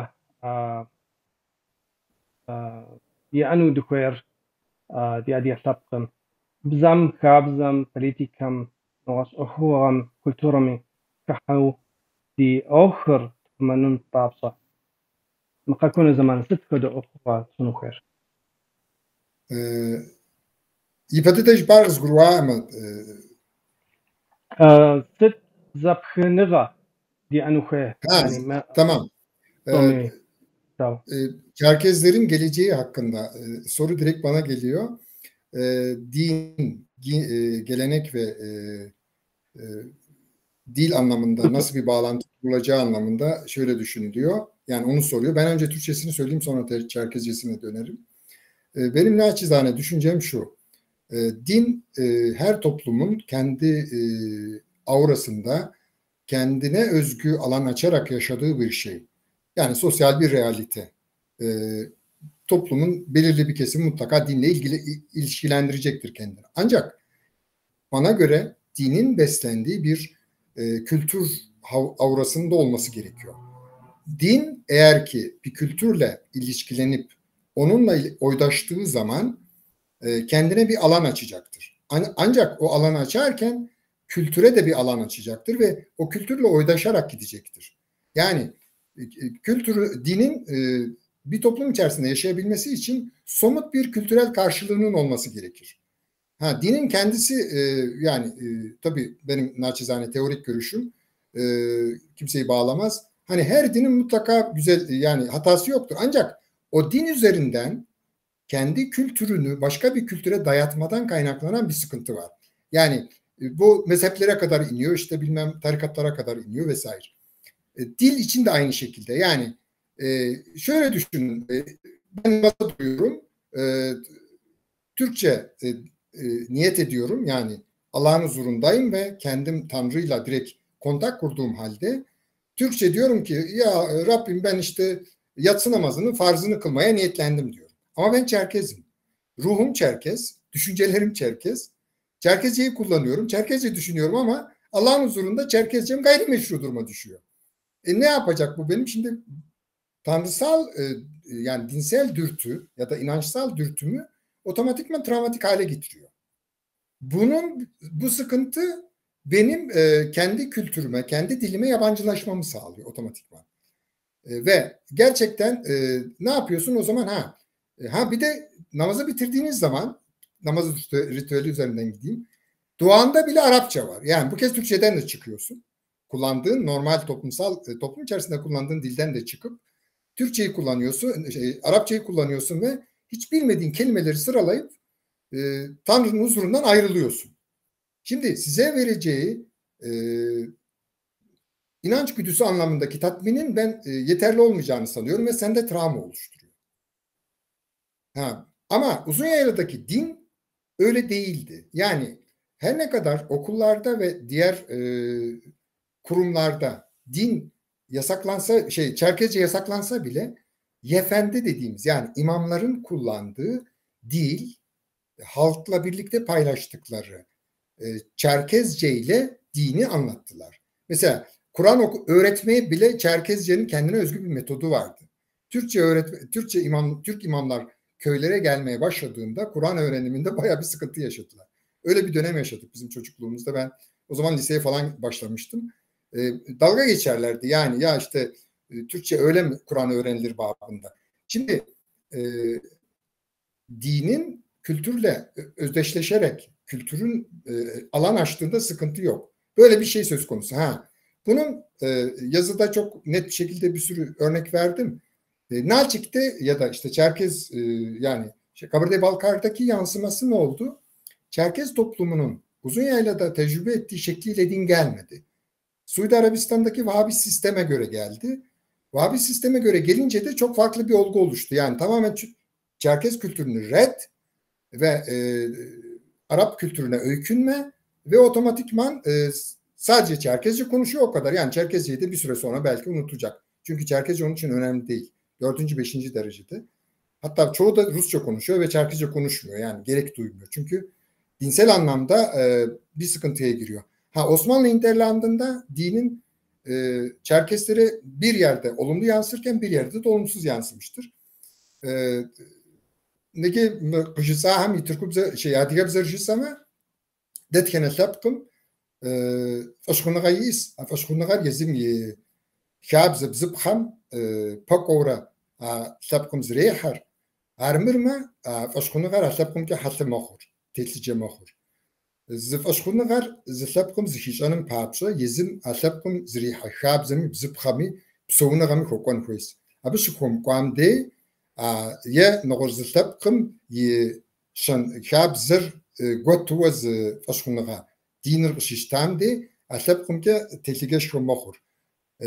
Şekesim şesa adiyaham psatın papşak uzun yaylaş psoğa adiyaham zraha din gupsisar şab zemi bzıbhami adiga bzemi qeyku adiga bzem kokuvaz din şitikeya az tinşu zraha ilas şam naran akıba noba websime ilas toşum kasıfınka adiye fandahar ilas şaşım kasıfınka adiye fandahar diyo adiga şab zeri adiye bzıbkhari yemuk hinapa psalem qızri budwa utu quras hawar adiye tsuhdu adiye okuma Müslüman uzukunu minneşanı ohudu zrahas av noba abi şakum Müslümana gam websime ar Suudi Arabiyam qika wahabist bagada hakem tetwa Müslümana gar nagorz gorovshits adiyagam فأزاوت وأدياغم يجبر في غازو أدياغري قفم أخو يزم عرب سوكي سودي وهابيست سوكي فكازري ما أو يزم زي قشابك بزري شنغري حلشنري شنخاب زري أشوف يشوا يزم قجراء أشخنا قشكاكو قاحة كولتورم قد بقوا psoğunagar kayıştır. Dikakonur gelecek için şunu söyleyebiliriz. Yani bizim aynı uzun yaylada olduğu gibi 1970'lerde, 60'larda, 50'lerde olan din anlayışının tabii ki modernize edilerek yani dil gelenekle oydaşarak şu anki inanç güdüsünü taşımak isteyen Çerkeslere o şekilde sunulabilir. Hani Nart'ın sorusunda diyor gelecekte ne olabilir bu din dil gelenek ilişkisi anlamında. Bu hem Çerkezceyi destekleyici olur. Mesela ben Çerkezce öğretirken Kur'an-ı Kerim'in Çerkezce tercümesini çok kullandım. Yani kısa kısa ayetleri ve çok da beğenildi. Hani bu inançsal güdüye pek girmedi. Yani hatta kulaklarını çınlatalım. Ergün Özgür'ün bir sözü vardı. Çerkezce meali olduğu için o kitabı atamadım demişti. Yani Kur'an'ın Çerkezce meali elimde geçtiği için. Yani onu saklıyorum. Niye? Çünkü Çerkezce olduğu için diyordu. Şimdi Çerkezce'nin kullanımında yani dinsel yönüyle de dili destekleyici olacağından ve dilin kurtarılmasında etkin olacağını düşündüğümden günümüzde Çerkezce ağırlıklı ve başka hiçbir dil kullanmadan dinsel pratiklerde ve dinsel dürtünün ya da dinsel güdünün tatmininde Çerkezce'nin kullanılmasının gelecekte bizim neslimize de çok olumlu yansıyacağını düşünüyorum. Kakonum websime adigabzer dedi din psoğunağam Müslümanağam psoğunağam skodizke hetlhafmi adigabzeke Kur'anım jiir zgurdağao var diğaşım adigabze gupsiseke hetlhama di kakonların ahtın şkunuz di bzeri kodunum dinir kazıştanı tıkhami adigabzer yapaşo ar Kur'an'ım yecenimi saçları sit yaşarım Müslümanağım tekavsit koda tam huygazek avsit utu Kur'an hanimi nah bzer yizgafa konuştikem itinhas nart sırasını muras Upsa ama hakum web ma gibstu din ya zara her yazıkhakum dastas yani mektemi şutam Mamudin'im قبداوش يا قبداوش تي أقول جزء فقط ديار سكون كه عادki Sevda dedi kont Sevda hocam size geliyoruz. وبصم تكلم تيوقاوا كونسكويت تكلم بصورة 3D ديزاينر ما حنرست صدق فكرة ما دي باخد. Hocam kitabın iki cildinde kitabın ön yüzünde bulunan resimlerin hikayesini soruyoruz.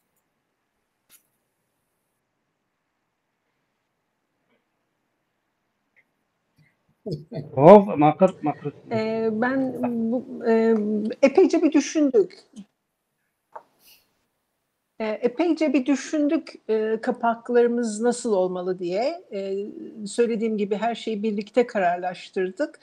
Bunun için çıkmış olan kitapların kapaklarına baktık.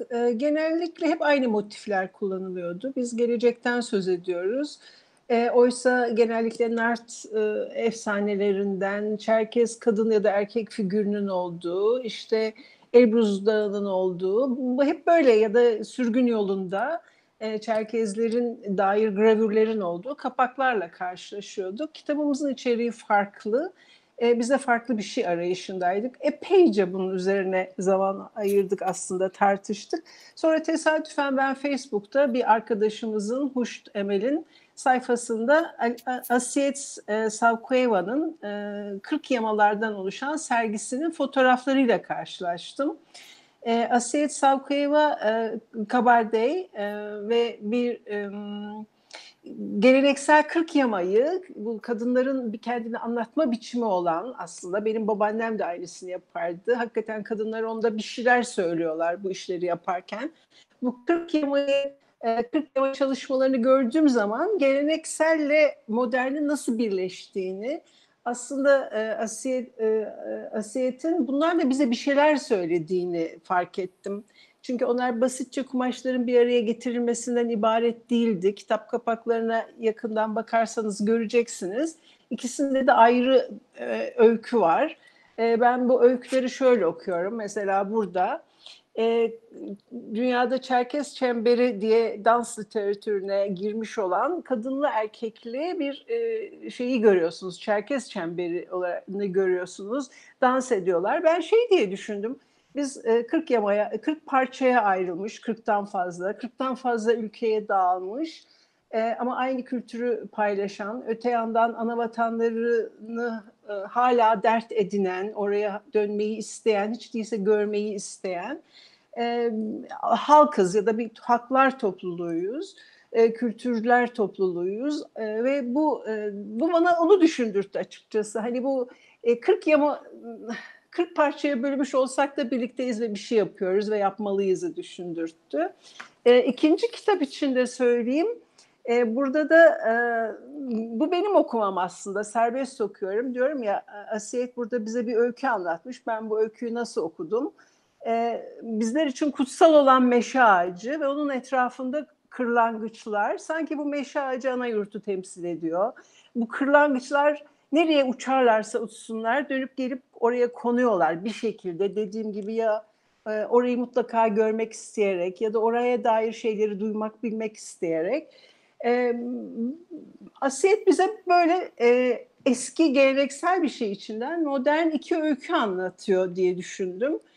Arkadaşlarım da bunu benimsediler. Asiyet'in ailesine ulaştığımızda daha da bu konuda kesin kararlı olduk ve doğrusu çok da hüzünlendik. Çünkü Asiyet bu sergiden sonra Covid'den kaybetmişiz.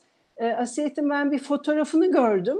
Sergide çekilmiş bir fotoğrafını. Çok utangaç bir fotoğraftı. Çok güzel şeyler yapmış ama böyle kendini öne çıkarmayan, adeta öne çıkarılmış olmaktan utanarak, sözünü söylüyor olmaktan utanan böyle o yüz ifadesi de beni çok etkiledi. Ve dedim ki yani biz Asiyet'in bu şeylerini kullanmalıyız. Sağ olsun Erol ailesine ulaştı, izin aldı ve kullandık. Dolayısıyla kitabımızda en çok sevdiğim şeyin bu iki kapak olduğunu söyleyebilirim. Çerkes kadınlarının, suskun Çerkes kadınlarının burada bir öyküsü var bize anlattığı. İki öykü. Ben böyle okuyorum bu öyküyü. Belki sizler de başka türlü okursunuz. Mepçuğur nepaka napa tkhillam napa khohatum stepsilhanır nahfta dostaf okuğuz. Mtkhillam tekhav şipsalaka. Mer سوق أسيات بزخوغا بزحاوة زقودان كرك يمايا بچerkezce بزحاوة زقودان diye düşündüm ben. Naçizane çünkü sözlükte başka yok. بزحاوة زقودان ve yişa arqigalawa أو قزرقوكي و فيسبوكم تشخوزة سبيمي سيقولي حاش هاري هاي وجم عار نابم تدبغات حاجزري مدري اديتور جوبم شاجيس ام شغا همي يقولي حاس اكي مثلا جبستلاو تيلم تيتر وزدغين قيقول اجاب جندخار جيوا قدس مبديجم اسيات زيغور يشر مر وزدغي جيغر شكوا ببجا بجندخاري اتكمت ك زبجرادزا اديغا هاو تلتما تويجر بجندخم داويت دنكه وشتكمي قيغزجري وزدغين وتوتصحاج اديغا شري شكم قزرا غزجني من نشانه كدو ستوديزكا دي اديغا تخبزر شموشتمي gezim iş ağamke isimdeyim şopsarla. Adre hocam birinci kitabın resmini gösterir misiniz? Şimdi ondan bahsedeceğim. Mebdejim tetri adiyaham khureywa qafanım tevhawa khureyqa juduni literaturam yiha tsukhubz zikhetu khureywa qayfak wugiyash khoromam yash rakodo tevhawa suratır xetxas soğasiyat lajğahar işayuzum kodamikyo misme uzalem yipser yitas hamakhretna qrit ab artak tijawxas yisurat saqo bekas sawa amaw ay suratmi soğasiyat mo şekurus sıkubsam mod aşağı şana ziham sakwadros olağur şhaşut khuyama aw motakı fokitahaw سا وديزو سالتان خويت مش اخرى هوتو يا غاصون خويت امجيو اشتكريو اي يتيبلري او سيغوم مو سيغورزر يغاسا او حشو خوش اخوتو زشيبسيس مستم نفقوزيتر kletfinimke. Sevda hocam teşekkür ederim. Yani her iki dilde de anlatırken çok şey oldum. حبيبي فتنا قريت ديزايني صار بصوت هذا فوق. Allah rahmet eylesin diyor. Yani bu da rahmet okuyor. Savka Asiyat'a. Evet. Atke atke ايرول ديد كنت ايرول ديكاسم يلجاكوش بم سيغومكا كف أنقرة خاسمي فتاش كافم يعني راجع قبتصر جيبتما إيرول حكم قغازة جنغر يقبتصر داو بيبلرا عدية كقسم شبسو عديهم حكم يعني نكا يوبلا No baraj. O işonu nefstu. No ba. Da, kalkone zamanım daha kodu yaptılar abi. Gelecekte Çerkesya dışında yaşayan Çerkeslerin geri dönüş konusunda ne düşünebilirler? Yani bu olaya nasıl bakıyorsunuz diyor. Bu kadar Çerkes sivil toplum kuruluşlarında, bilimsel kuruluşlarda vesaire birçok yerde göreviniz var. Gençliğiniz işte derneklerde geçti. Geri dönüşle ilgili de yazınız var. Çalışmanız var. Gayet hoş, keyifle okuduğum. Ama gelecekte ne olabilir? Yani geri dönüş konusunda ne gibi bir öngörüler, projeksiyonlar yapılabilir diyor hocam. Sağ olun. Bu dönüş konusu tabii Çerkezler arasında özellikle 1970'lerin başından itibaren çok gündeme geldi Türkiye'de. Daha önceki yıllarda çok fazla işin doğrusu seslendirilmedi. Yani ilk sürgün olduktan sonraki dönemde, Osmanlı'ya yerleşildiği dönemde dönüş düşüncesi vardı, güçlüydü ve bu konuda çabalar da oldu aslında bireysel ve grupsal olarak. Fakat bu çabalar Çarlık Rusyası ve Osmanlı İmparatorluğu tarafından engellendi. O zaman kurulan Çerkes Tiyavun Cemiyeti'nde bu konuda çalışmaları var. Kafkasya'ya insanları gönderdiler, okullar açtılar. Ama 1923'ten sonra bildiğimiz olaylardan dolayı bu süreç büyük ölçüde durdu. Çerkes örgütlenmeleri olmadığı için uzun yıllar boyunca bu konu gündeme gelmedi. 1960'lara tekrar dernekler, 50'lerde ve 60'larda özellikle dernekleri tekrar kurmasıyla tabii ki Çerkezlerin doğal olarak ana yurtlarına olan ilgisi de arttı. Bu dönemde İzzet Aydemir'in çıkarmış olduğu özellikle Kuzey Kafkasya Kültür Dergisi'nde ana yurttan haberler verilmeye, ana yurtta yaşayan işte yazarların eserlerinin Türkçe'ye çevrilmesine başlandı ve ana yurtta ilişkiler kurulmaya başlandı. Bu ilk ilişkiler kurmaya başlandığı zaman bu ilişkileri kuranlar büyük suçlamalarla karşılaştılar. İşte onlara komünist dendi, Rusçu dendi, hatta ajan dendi. Bu tip söylemler maalesef günümüzde bile devam edebiliyor. Fakat daha zamanla özellikle 70'lerde bu kırıldı büyük ölçüde. Ve ana yurtla ilişki kurmak artık doğal bir şey, hatta doğal bir şeyin ötesinde zorunluluk olduğu kabul edildi. Yani dönüş düşüncesi özellikle 70'lerin sonlarında Türkiye diasporasında büyük ölçüde kabul edilen bir düşünce haline geldi.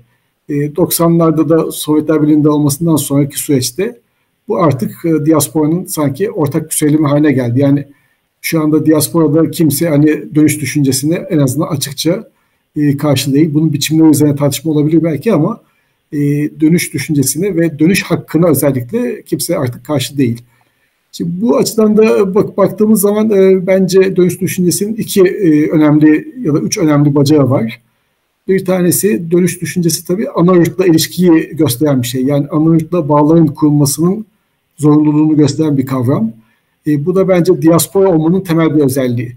Yani Türkiye'de ya da diğer ülkelerde ana yurt dışında bir Çerkez varlığı varsa, bir diaspora oluşacaksa, diasporanın da simetri aslında ana yurtla ilişkilerin olması zorunlu. Dönüş düşüncesi bu ilişkiyi aslında vurgulayan, gündeme getiren bir düşünce. Böyle bir etkisi var ve bu pozitif bir etki. Bu geçtiğimiz 20-30 senede gördüğümüz bir etki. Bundan sonra da hep göreceğimiz bir etki. Yani diasporada Çerkezler yaşadığı müddetçe olacak bir etki. İkinci boyutu bunun hak boyutu. Hak derken neyi kastediyorum? Çerkezler Kafkasya'dan zorla çıkarıldılar. Kendi istekleriyle çıkmadılar. Ana yurdundan sürgün edilen her halkın en doğal hakkı dönüş hakkını talep etmek. Dönüş hakkının tanınması. Bu anlamda dönüş düşüncesi de bu hakkın gündeme gelmesini sağladı. Ve bundan sonraki dönemde de tabii bizim dilendirmemiz gereken bir şey bu. Zaten Birleşmiş Milletler Sözleşmesi'nin 13. maddesi de ana yurdundan ayrı olan herkesin ana yurduna dönüş hakkının olması gerektiğini söylüyor. Bu hakkın savunulması gerekiyor. Bu anlamda bir hak. Üçüncü boyutu da tabii bunun pratiği, yani ana yurda dönülmesi. Şimdi bu konuda da hani Türkiye'de de bazı tartışmalar oluyor. Hani yeteri kadar oldu olmadı gibi. Ben aslında bu konuda yani ana yurda dönüş sayısı çok fazla olmamakla birlikte çok az da olmadığını düşünüyorum. Yani 150 yıl boyunca ana yurdundan koparılmış, ana yurdu kötülenmiş bir toplum. Aradan 4 nesil geçtikten sonra tekrar ana yurdu bilincine sahip oluyor ve o bağlantıları kuruyor. Ve bunun sonucu olarak da işte şimdi günümüzde diyelim ki 4-5 binde ifade edebileceğimiz kadar insan ana yurda dönmüş durumda. Bu küçümsenecek bir olay değil. Bunu mesela ben kendi yazımda da Ermenilerle karşılaştırdım örneğin. Ermeni diasporasıyla Çerkez diasporasını karşılaştırdığımız zaman aslında karşılaştırılamayacak bir farklılık var. Yani Ermeni diasporasının örgütlülüğü, maddi gücü ile Çerkez diasporasının örgütlülüğü ve maddi gücü arasında olağanüstü bir farklılık var. Ama buna rağmen Ermenistan'a dönenden belki aynı daha fazla insan Kafkasya'ya döndü. Ya Cumhuriyetlerine döndü ya Apazya'ya döndü. Bu anlamda çok küçümsenecek bir sayı değil. Yani bu kadar zorluklara rağmen bu kadar insanın dönmüş olması küçümsenecek bir olay değil. Şimdi bu dönüş pratiğine baktığımız zaman bunların büyük ölçüde bireysel dönüşler olduğunu görüyoruz biz. Yani 90'lardan başlayarak, daha doğrusu ilk dönüş 80'den önce, 1980'den önce oldu. Ankara'dan bir Çeçen arkadaşımız Çeçenistan'a dönmüştü o zaman. Fakat daha sonra Türkiye'de 12 Eylül'ün olması ve diğer süreçler bunu uzun süre engelledi. Ve bireysel dönüşler 1990'lardan sonra Sovyetler Birliği'nin dağılmasından sonra yaygınlaştı. Bütün bu sürece baktığımız zaman 90'lardan günümüze burada kritik olan 2 tane olay var. Bir tanesi Kosova'dan Adiyelerin Adiye'ye dönmesi. İkincisi de geçtiğimiz yıllarda Suriye'den Adiyelerin ve Abazaların Apazya'ya dönmesi. Bunlar toplu dönüş diyebileceğimiz olaylar. Ve bu iki dönüş pratiğinde, yani Kosova'daki Adiyelerin dönmesi ve Suriye'deki Abazaların ve Adiyelerin dönmesi, bunlar devlet tarafından organize edilmiş şeyler. Yani bir tanesi Adiye Cumhuriyeti tarafından organize edildi. Aslan Carım'ın Cumhurbaşkanlığı döneminde. İkincisi de Apazya tarafından organize edildi. Bu da şunu gösteriyor ki böyle toplu dönüş olabilmesi için ancak devletler düzeyinde bir organizasyon gerekiyor. Devletler düzeyinde bir organizasyon olmadığı zaman toplu bir dönüşü gerçekleştirmek zor. Maalesef şu anda Türkiye'de hala Çerkez diasporasında Anayurt'ta ilişkiler zayıf. Yani turistik olarak bile Kafkasya'ya ne kadar insan gittiğini bir anketini yapsak, yani çıkacak oranlar çok da yüksek olmayacak. Ama bu ilişkiler zamanla gelişiyor. Bu gelişim sonucu özellikle devletler düzeyinde bir organizasyon yapılabilirse ya da organizasyonlar yapılabilirse dönen sayısının daha da fazla olacağına inanıyorum. Bu 100 binlere ulaşacak mı? Belki ulaşmayacak. Ama ne kadar insan dönerse Anayurt diasporasındaki ilişkilerin o kadar güçleneceğini, bunun da hem Anayurt'taki Çerkezler için hem de diasporadaki Çerkezler için olumlu bir sonuç olacağına inanıyorum. Çakum gazajinler minraşi bora bilişiklasam zawa şakasım adiyaham abi pejke Osmanlı zamanımı zapımı kiwa şakasım adiyam zi yigum yixaam nobam qasikunke minraşi bora yislasım yapatıt da şaşan adağı gazaja abi de zawa şakum kakojinler adiga şahasadiyam ziyigum yuhaam.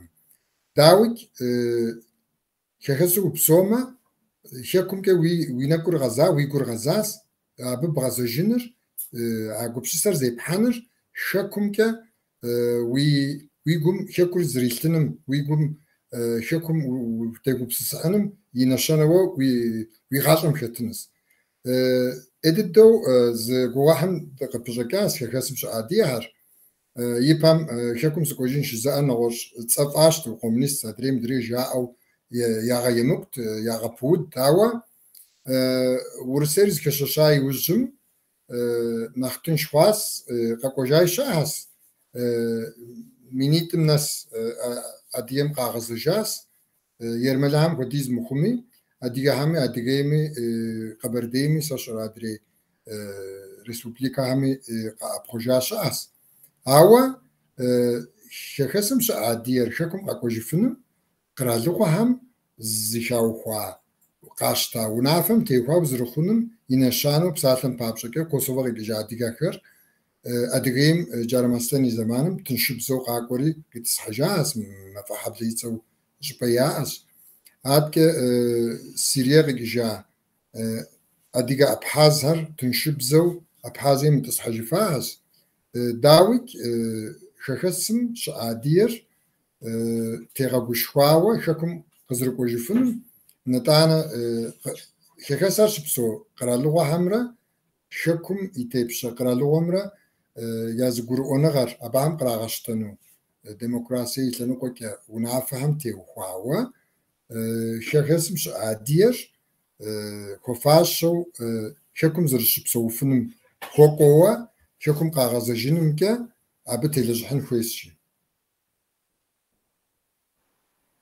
وبصورت بوك حتى امرأة دكانت امرأة أنا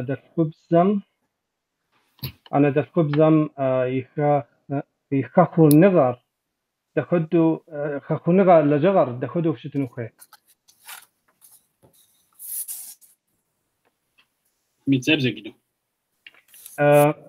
أنا دفقبزم يخاخو النغر لجغر دخدو شتنو خي لكن غير في غفور تاجي لجغر شويس انت عادك قد كودجن مش حكم بزاف Ana dilin yok olmaması için, güçlü olarak gelişebilmesi için neler yapılabilir diyor. Emre'ye sorulan soru o.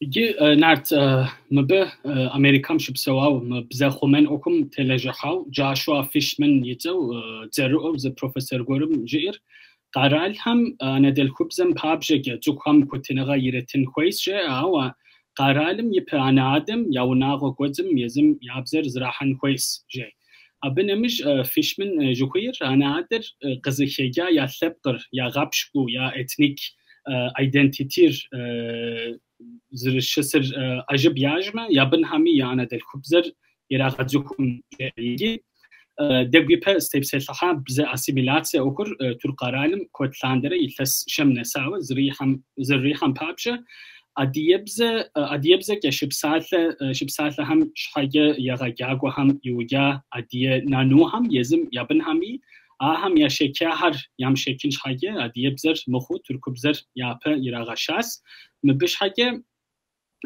psychological effect جوكار psychologia effect جوكار جبت خونس يجي ما بزخومن أكم generational transfer جوكار ويشبلم ويبزر يبغى زكونور أمال يما أو يغثابر تركم شا أدية هم generational transfer جوكار أدية بصور مخمي ناخبهم يجاهم واجهم دمساهم نمش يبنهم تركب زوجة أدية بزر يغى زكوان شكم دیگه میگه شکم شادیه هر در نخره نخناسبت دیب زمگه یجابم شگفته هست اویگی آبی ورسه قرالم قشتا و نافم توقعه ادیه نانوهم یعنی دل خبزر تماکم صحت زبجان وگه یجفنها و کتنها یریتم ما ترک قرالمی ورسه قرالمی یا بز پولیتیکا او هم ناد همی دیشبلمی یا بزم معنا یماو یا او قنبونو برستيج يماو يحلتنم سبب مخ بزري ethnic identity جوكا ام ينخا بددو يشاب خاسي بزم توقاو اسيميلاتسم ادي identity ادي ياغر ياغا قدر كيكومي كيكسمي ابش حاجه بزم يقاقونوغام شحاجه identityم وي ايتكا زبتن كويس وي بزر خمانم شحاجه ونغو قدراس نخ مستر يجيسا متكيتلم ستيب سلتحاس اديا her yani noham yigi Türk'üm degüpe hamici az vatandaş Türkçe konuş jari Türk bize vega cukar yamgap saatle u kutinega 20 Türk qaralim yigi düneyim denemi qaral yinham yazham yabzır yavne kodzim vega qışam selfu cukot shopso adiya hara mizago saatlem pabji Amerika İngiliz bize nemitsem bize cukar mepsatle yigi de adiya hami qaral ham ya dominant bzer sitmi arz dogajer ya gabe hari qaral bses sitkhitlim ket adiya bzege saatle jikozarsa qizdiskar Türk qaralim iltes kod gezriha vatandaş Türkçe konuş citizen speak Turkish unafem kodu adiya hami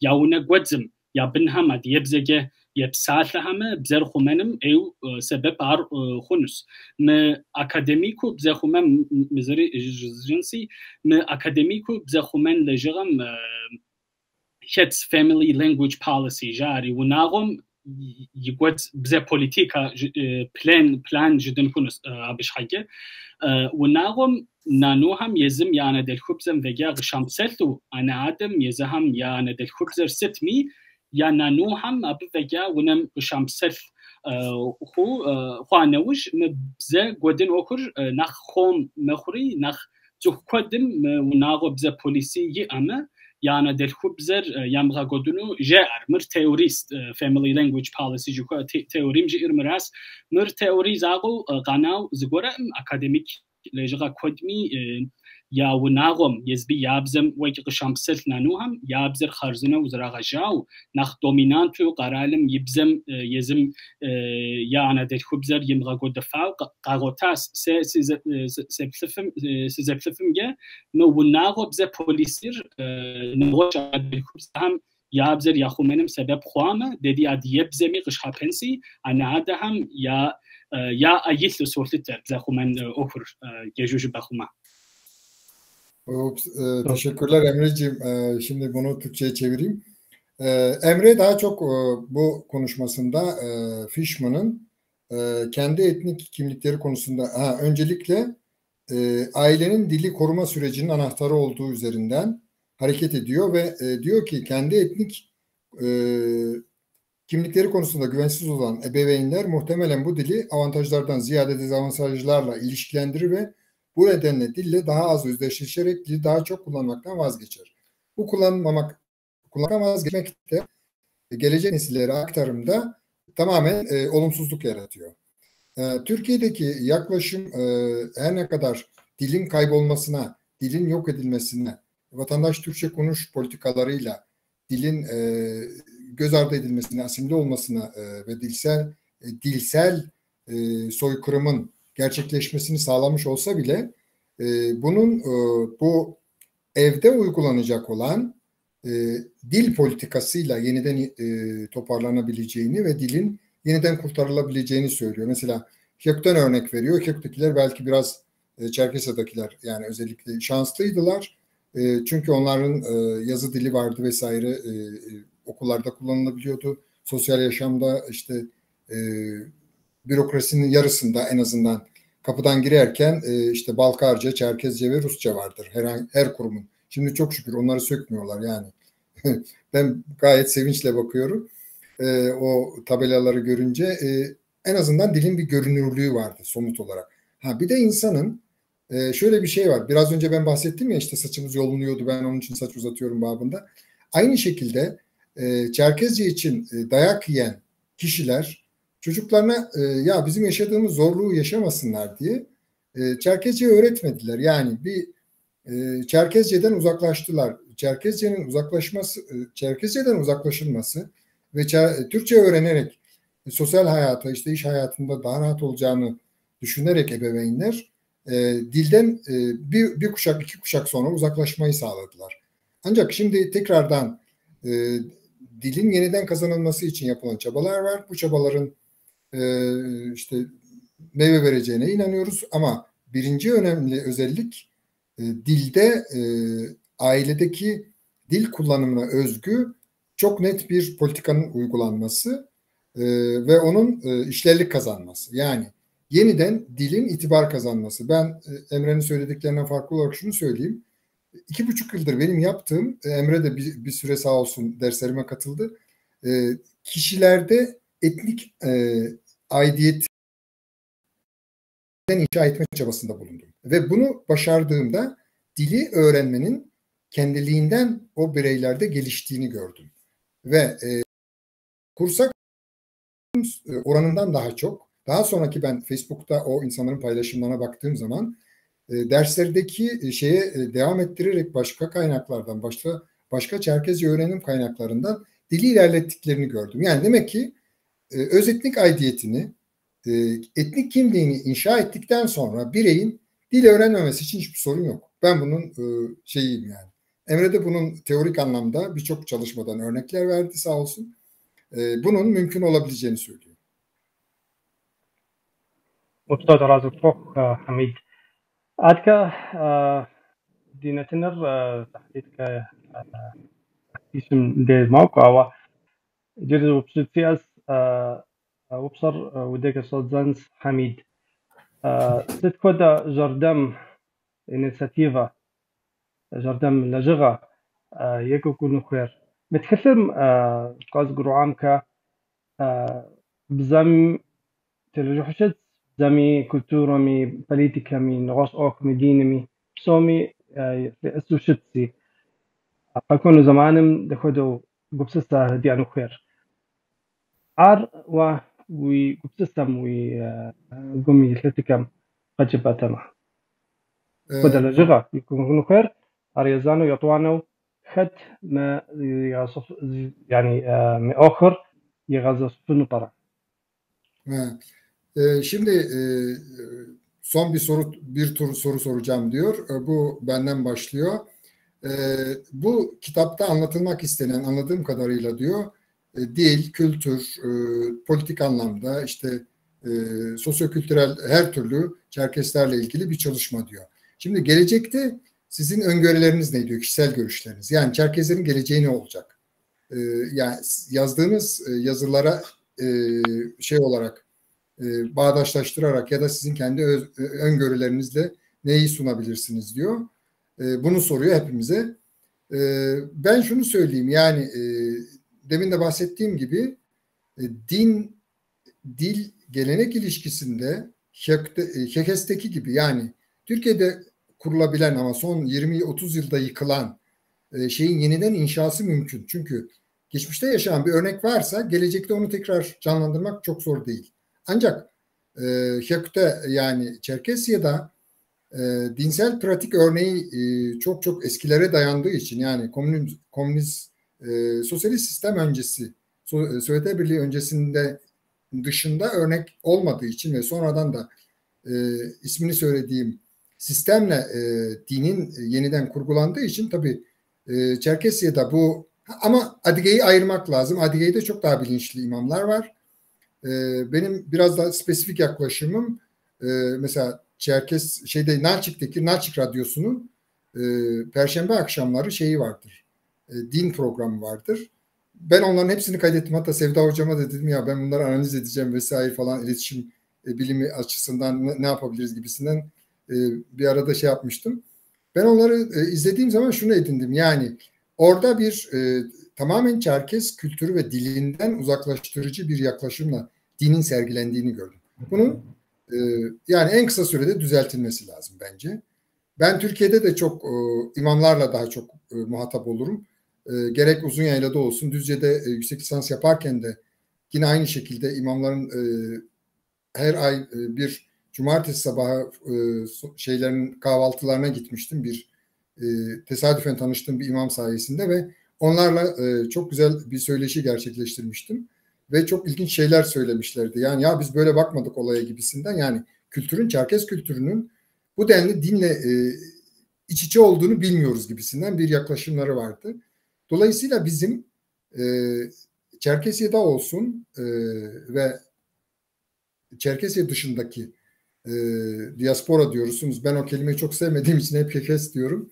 Kekes'teki Çerkeslerin kendi öz etnik adetlerinin inşasında ve dilin gelişiminde dinin de çok önemli bir rol oynadığını ve bunun yeniden Çerkes kültürü ve dilinin inşasında dinin de bir faydası olduğunu, yani bir kendine özgü bir yeri olduğunu hiçbir zaman için göz ardı etmeden dikkatlice bakılması gerektiğine inanıyorum.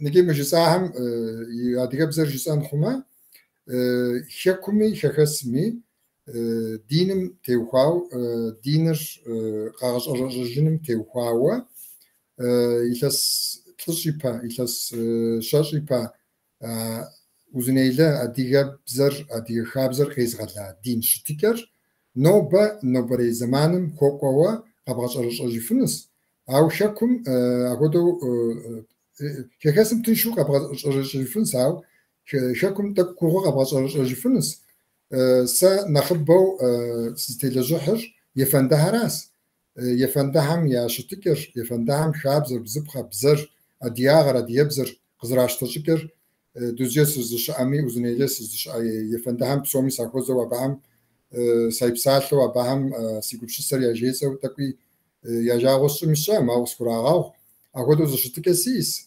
nobağızdı sam di adiyebzer di xabzer di bizibxar qaytağalınma di faşxunğari di bizemre di xabzemre xoko abizran 20 tuva ari riğafako yezimi Müslümanlar zezhanımı zühümodu zri hafu zezmahanıcı tınşubzo şıtıfu noğaşlapkım yitepşa şanwazır din şiwa qadimu psewa derderwa huitu dupsofunun papşa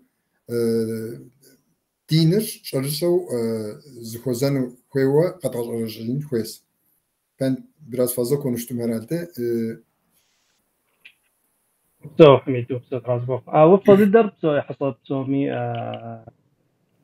قسم قجا زمان دي قاقت rolde sozan. Erol Hocam, siz de aynı şekilde kendi görüş, yani bakış açınızda neler olabilir, ne yapılabilir anlamında soruyor.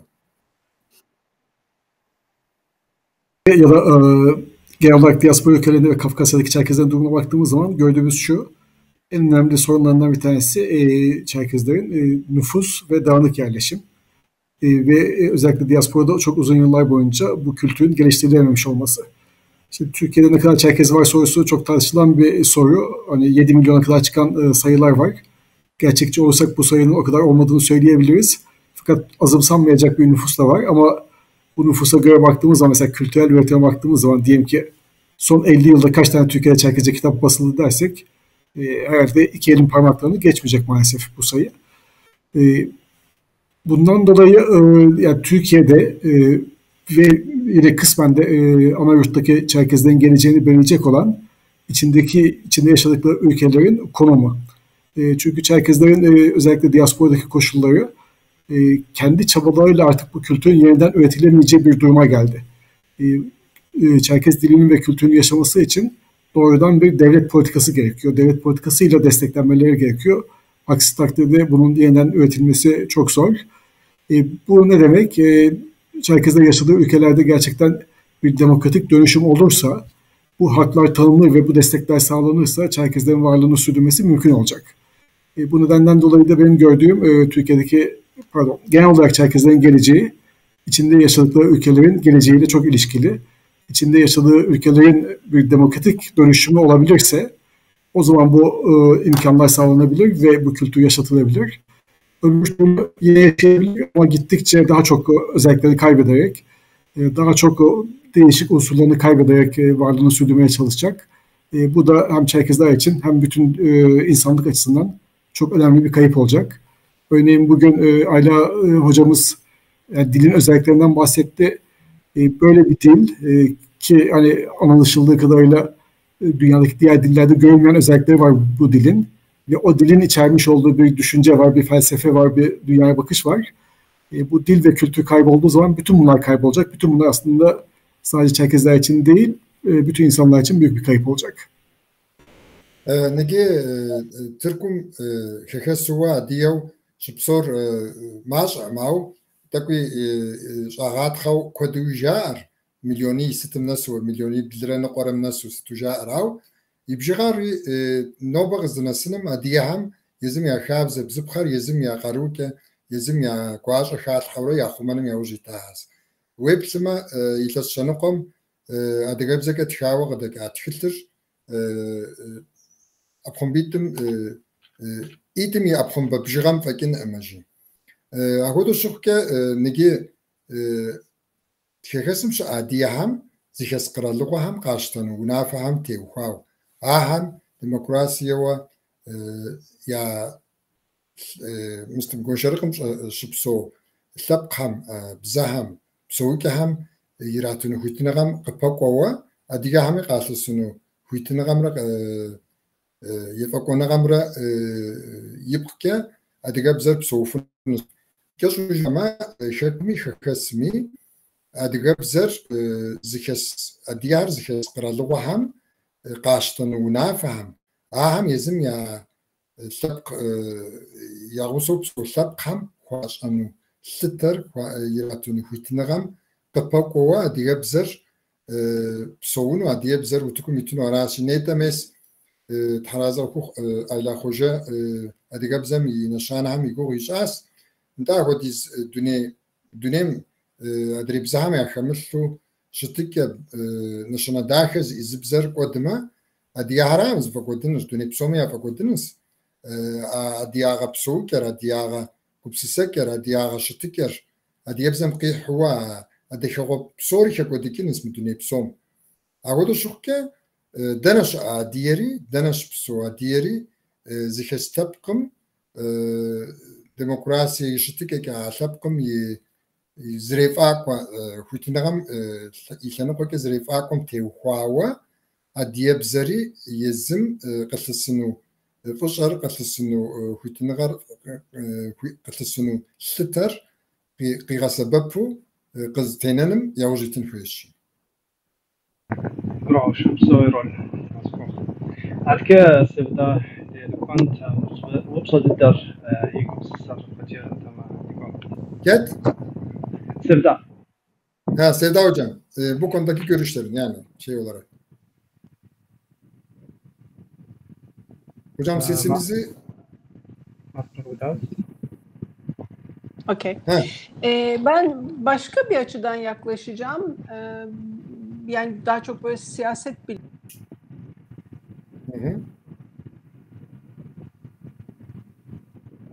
Hocam sesinizde bir şey var. Kulaklıkla çok sağlıklı çalışmıyor bu program herhalde. Evet. Hocam sesini duyamıyoruz. Sevda Hocam. Deka kavşit soğan.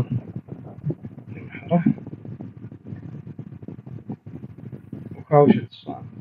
Yetimide mikrofonlar ptücük yaşağıma arka bir davşit.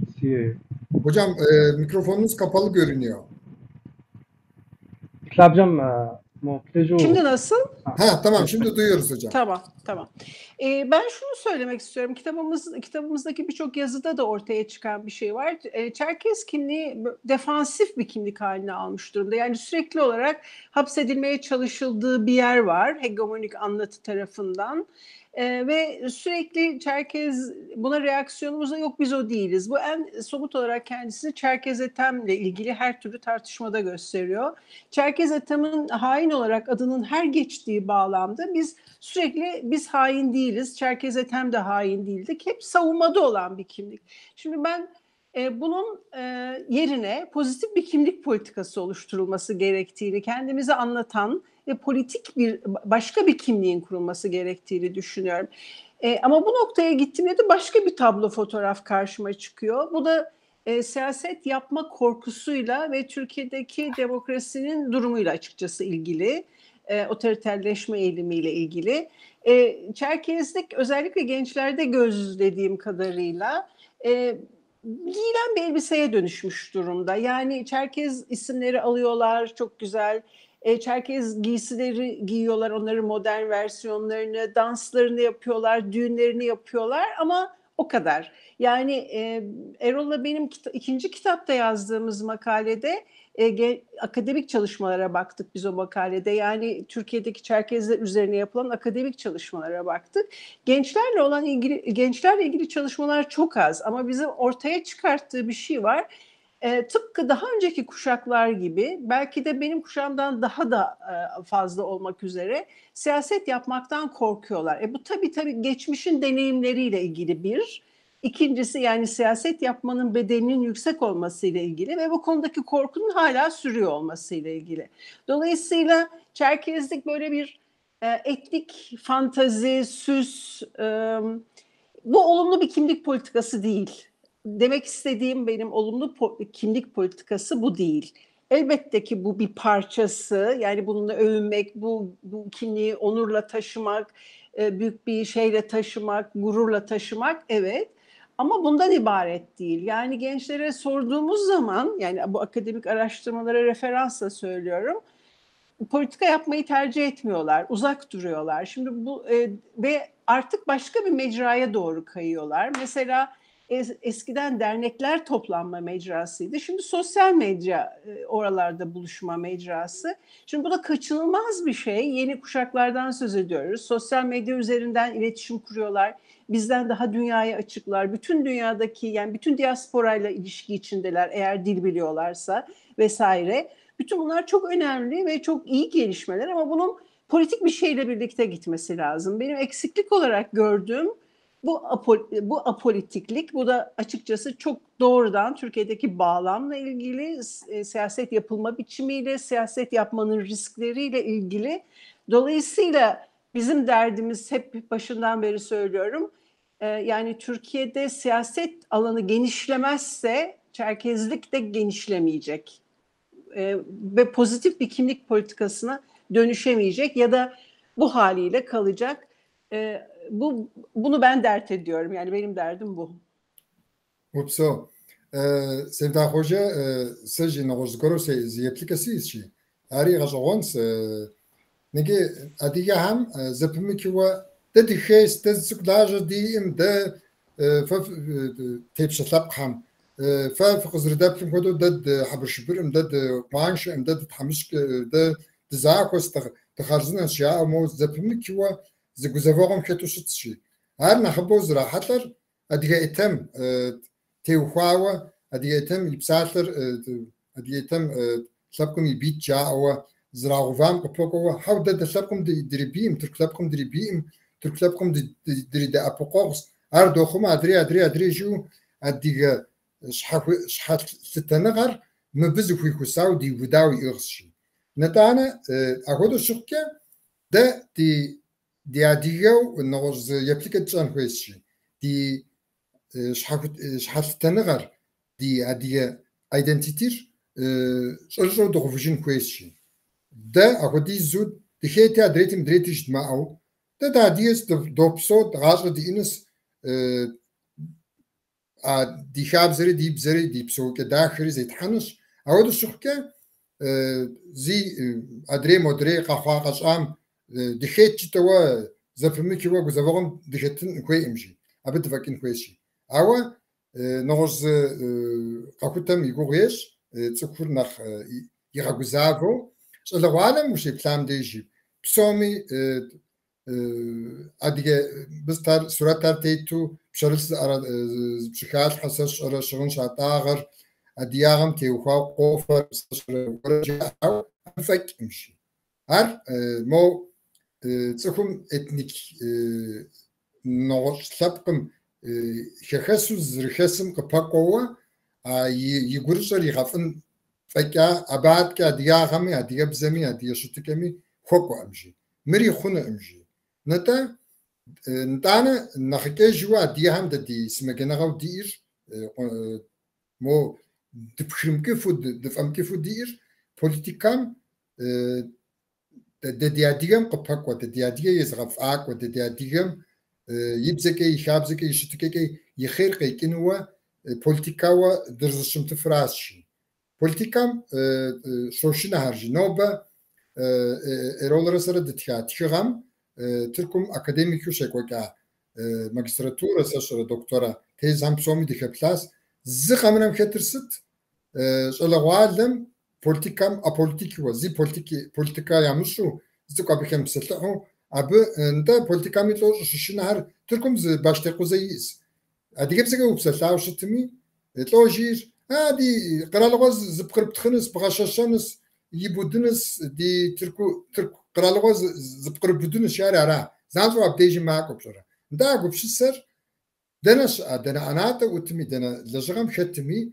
تتكنا ديري تركم شبسوكي كسا ديري زبيدي نوسري شي كانوا قيغانا شي ميكو كم حنوز زفغم يريو بشرا زفغم ديكيوا سيفدا جي ار إدتو فوسولتر تحرازة غفوخ زفغم ديكيو دا تقيزغلن تيزغفقوان قرالوغومي دي خير يزغكن سوش حكا جيبا ما ديام دتكنا قرالوغوم كسامي زراني كامي خير كافكا أقول شوكا دا فدخوما دزكيس قرال هاري نخفيش خونس دي خير دا ديش حي يدغك خير من أنا خباش دزكيسمي دوغاكر داوك أقول شوكا دا خوي توا بوليتيكامي دي خاتو دي خاكوانري دزكيس لاب قام دازر بغدا حانوشو كاري دازر خوشتونوشو كاري دا أديك لابكم دردر و درزكتونوشو كاري بسوري وبزخاوة دكتكو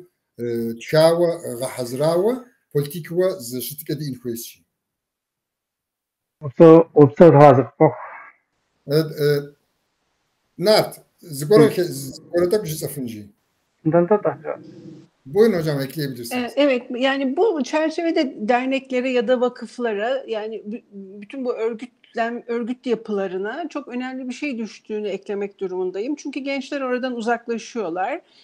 Dediğim gibi başka mecralara, sosyal medyaya kayıyorlar. Bu doğal ve olması gereken de bir şey. Bununla ilgili hiçbir şey, aksine bir şey söylemiyorum. Ama benim kastettiğim politikleşme, altını çizerek söyleyeyim, eşit vatandaşlık, demokratik haklar çerçevesinde bir politikleşme ve bu burada derneklerin rolü çok önemli ama derneklerin gençleri tutabilmesi ve bu eşit vatandaşlık talepleri konusunda bir şey hale gelebilmesi için, mecra haline gelebilmesi için öncelikle derneklerin de demokratikleşmesi lazım. Gençleri içine alacak biçimde, bütün farklılıklarıyla gençleri içine alacak biçimde demokratikleşmesi lazım. وبسو مري يقطع غزوانس مجياري نجي ندج على غالر خاصة هم قبضتكري نخبجو سوشيال ميديا شبه هم نخشسكوس أزاسي أهر زرسكوسن أوكم بروبلم ماوجي خاصة هم يقطعن كويسي خاصة هم يبوليتيكا ميختن كويسي أو خاصة هر ري تقديزك دزكسلاب قام دزكس قرالوهم ديمقراطية شتكا ديمقراطية بسونغاك يعني دخويمي شلوالر خاصة هم زبغدا شفن بابشا يزهري ديمقراطيك خنكويسي زخوي لبقهم ديمقراطي زراحهم غدو يزهري ديمقراطي زراحو شلوالر زبغدا شفو شلوالم يا قاروري يا كوزبكري يا انرجري يزهم زكو حسفو غدوشتن كويسي أستاذ هذا فوق إمرأة وري وديك دكان أو تصدر جواب قد تما أو جوابت وقسم قد تما بنتيخوا يجي جيجو جزانو شتمه رولي سيف دايجي آخر خارزنه جس بسوري سيف جمجه يجي أديه هر دزدش سو ميكيكس أديه هری كيكمشي أديه هری یا قرال دموکراسی اوکر که گواتما دیدی ادیه همین نخ قطعپنوس یه ارولوژی که آن کدو یه ترکم دموکراسی دگ نخ یپیشو نخف خوامه ادیه همی ادره أنا در خوب زهمی بسومی یه دموکراسی مستر human rights یکوار أنا در خوب زر human rights یه أراسی دموکراسی نخف خوانوج قرالم ددی أنا در خوب زری ادیه بزری ادره کرتب زری نوج گورینسکا ادره گورجب زر ستر بسوری نخ مستخونوس یه أبش حاجة أمالی ما أو دزدش قرال هم ادره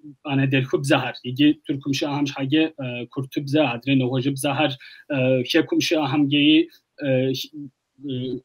نستم روسيام بزكوت قشابسل أدري بز أنا دلكو بزهم قشابسل زوج هم يغوسو زقوتو ز ديمقراطيم تروكاو ز أو إنكويس ديمقراطي قارمة دي أنا دلكو بزهم جا كوتناري نخ كيغوتنوسي سبتيكر أراس يجي نوج جزنو سوير كيشو ما وزالر خوانوش ده أديبزجة كلاس هر درس هر يكو جاس ستاس دونيم دنشيب سو أديه هاري ما درس هم ستهم كتاس يجار أو دجاجكو سوالته مينم ناس ميس حميتي يرجعس مينم ناس تركيا تركم شاوكا أديبزا أونلاين زوم جا شراغة جا مستهم درسم مينم ناس زوك شتاس يا هر يابزر زي يامزوكو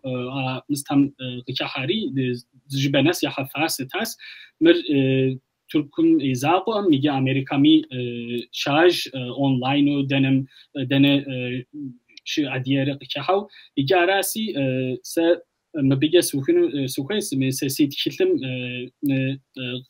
قديجا يدن ريت خلتم خد سيد خلتم خد تيجي ز سبسلتا زغورهم زغور غزار أو سي يغاوزا سابقو غجازن سيجي ديجا aussi aylar يجوبيجاس وبكوزر كورتيجاس سفاج وبكوزر ساعتج زري شيمي سبسلتام غزيار يثس شش نوجم جياس يثس دوج يثس شش نوجم قرالم أديبزر خمينم توقاو إرولي جياس تقولي قرالم مبش حاجة بروموت جوار قرالم ديبزر دخمينم توقاو ده مستر قديتين كويس كنتنا غاديين كويس أبنا مش مستم غزيار يثس دوج رشش نوجم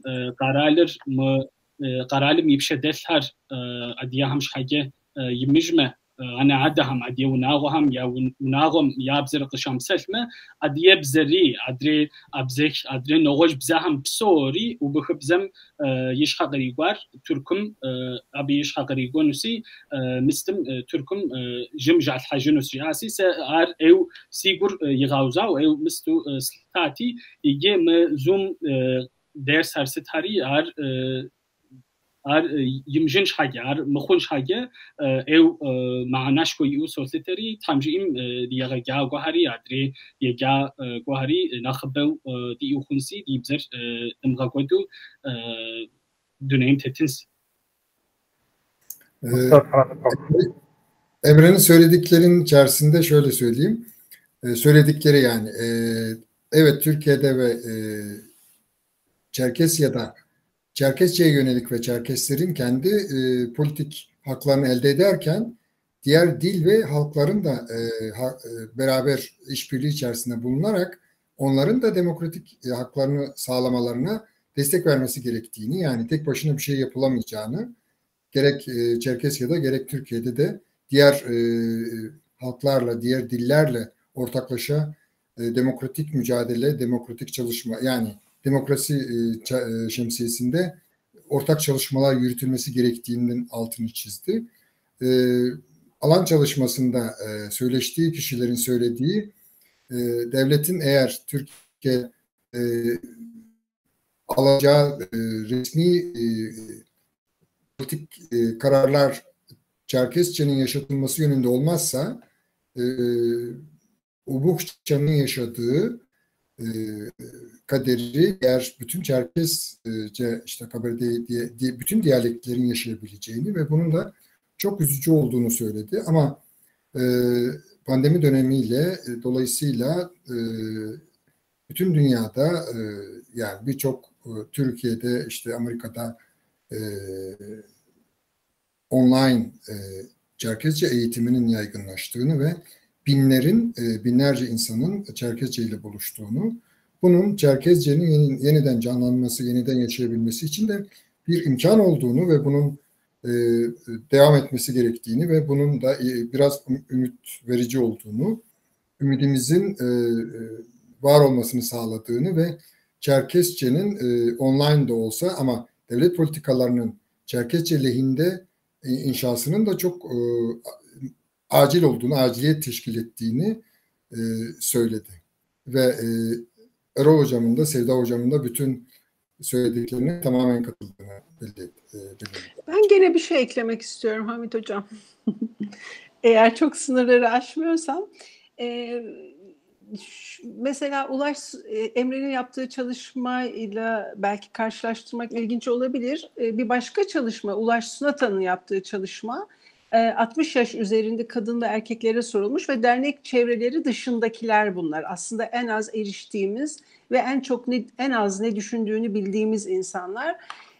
Dili öğrenmemenin ailenin sorumluluğu, öğretmemenin ailenin sorumluluğu olduğunu söylüyorlar. Bu bir bakımına doğru olabilir ama bir bakıma da apolitikliğin bir parçası. Yani bu konuda bir imkan sağlanıyor olmasıyla ilgili hiçbir talep yok. Demin demokratik eşit vatandaşlık hak talepleri derken kastettiğim şey buydu. Araştırma öyle gösteriyor ki yani bunu talep etmek yerine biz yapamadık ama çok üzgünüz diyen ve bunu kabullenen bir durum söz konusu eğer o araştırmanın verilerine bakacak olursak. Yani benim kastettiğim, şimdi bu araştırma gençlerde yapılsa, yani Emre'nin çalışmasının bütününü okumak isterdim. Acaba gençler ne diyecekler bu konuda? Yani ailelerde annemiz babamız öğretmedi ama dernekler öğretiyor. Niye öğrenmiyorsunuz? Ya da bu konuda bir talebiniz var mı? Öğrenmeyi kolaylaştıracak, hayatın içinde onun karşılığı olabilecek bir şey olarak eğitim, dil eğitimi, ana dilinde eğitim gibi. Bununla ilgili bir talep var mı? İşte bu mesela araştırılması ve bilmemiz gereken bir şey. Ama bir kuşak belli ki bunu söylememiş, talep etmemiş ve bunu da çok doğal görüyor. Yani dilini unutmayı bütünüyle kendi kabahati olarak görüyor. Öyle olsa bile öyle olmadığını biliyoruz Emre'nin söylediklerinden, Ayla'nın söylediklerinden. نجي سيداخ الحجار مراسي ulaşsınatajı ve madiyevuz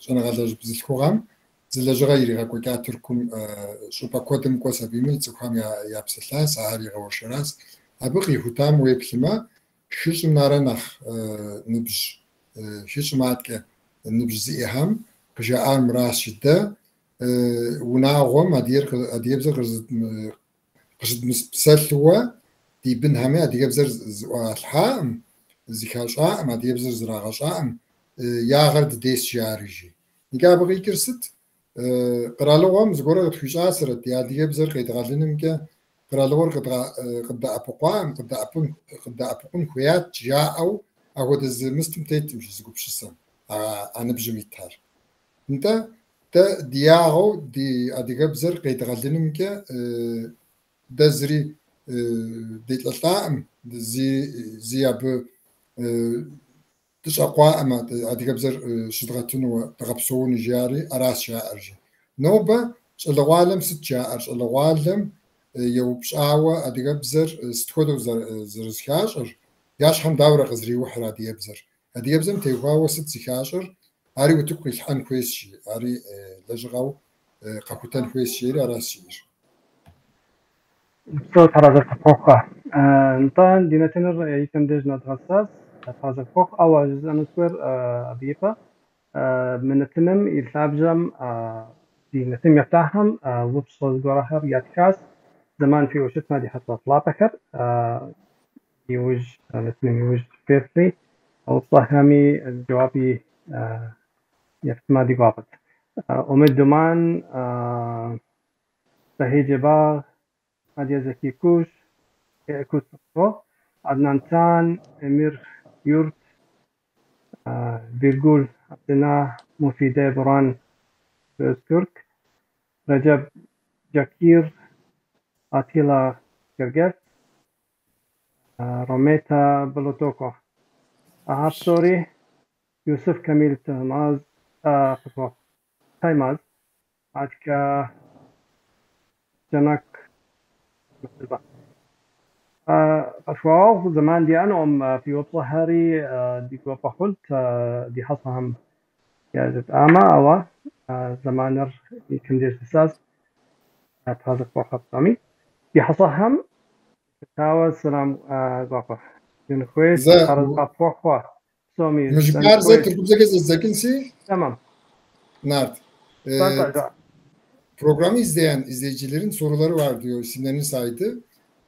Ama diyor yani bizim bu toplantımızın uzaması sebebiyle bunları tek tek sorulan konuklara sorma şansımız yok. Çünkü onları da epey yorduk. 3 saate yaklaştı neredeyse. Dolayısıyla eğer diyor vaktiniz olursa işte tabii şu anda Moskova'da çalışmıyor Facebook ama Facebook ve YouTube'da o sorulara, size yöneltilen sorulara cevapları yazarsanız en azından burada söyleyeceğinizi oraya yazmış olursunuz diyor ve sizlere çok teşekkür ediyor. Biz de teşekkür ederiz. Bağışlayın sizi yorduysak da sizi böyle 3 saat tuttuysak da Nart. Ayla hocamın notu vardı. Havaalanına gitmesi gerekiyordu. Bir konuğu geleceği için. Ayla hoca kemkijin amaliyetem qohlata tekipam koy hajar qrigablagan kweti kekijas psomi fokusquapar vikijas kadar tamim dejmket tamim. Hepimize çokça selamı var. Hem izleyicilere hem de konuklara.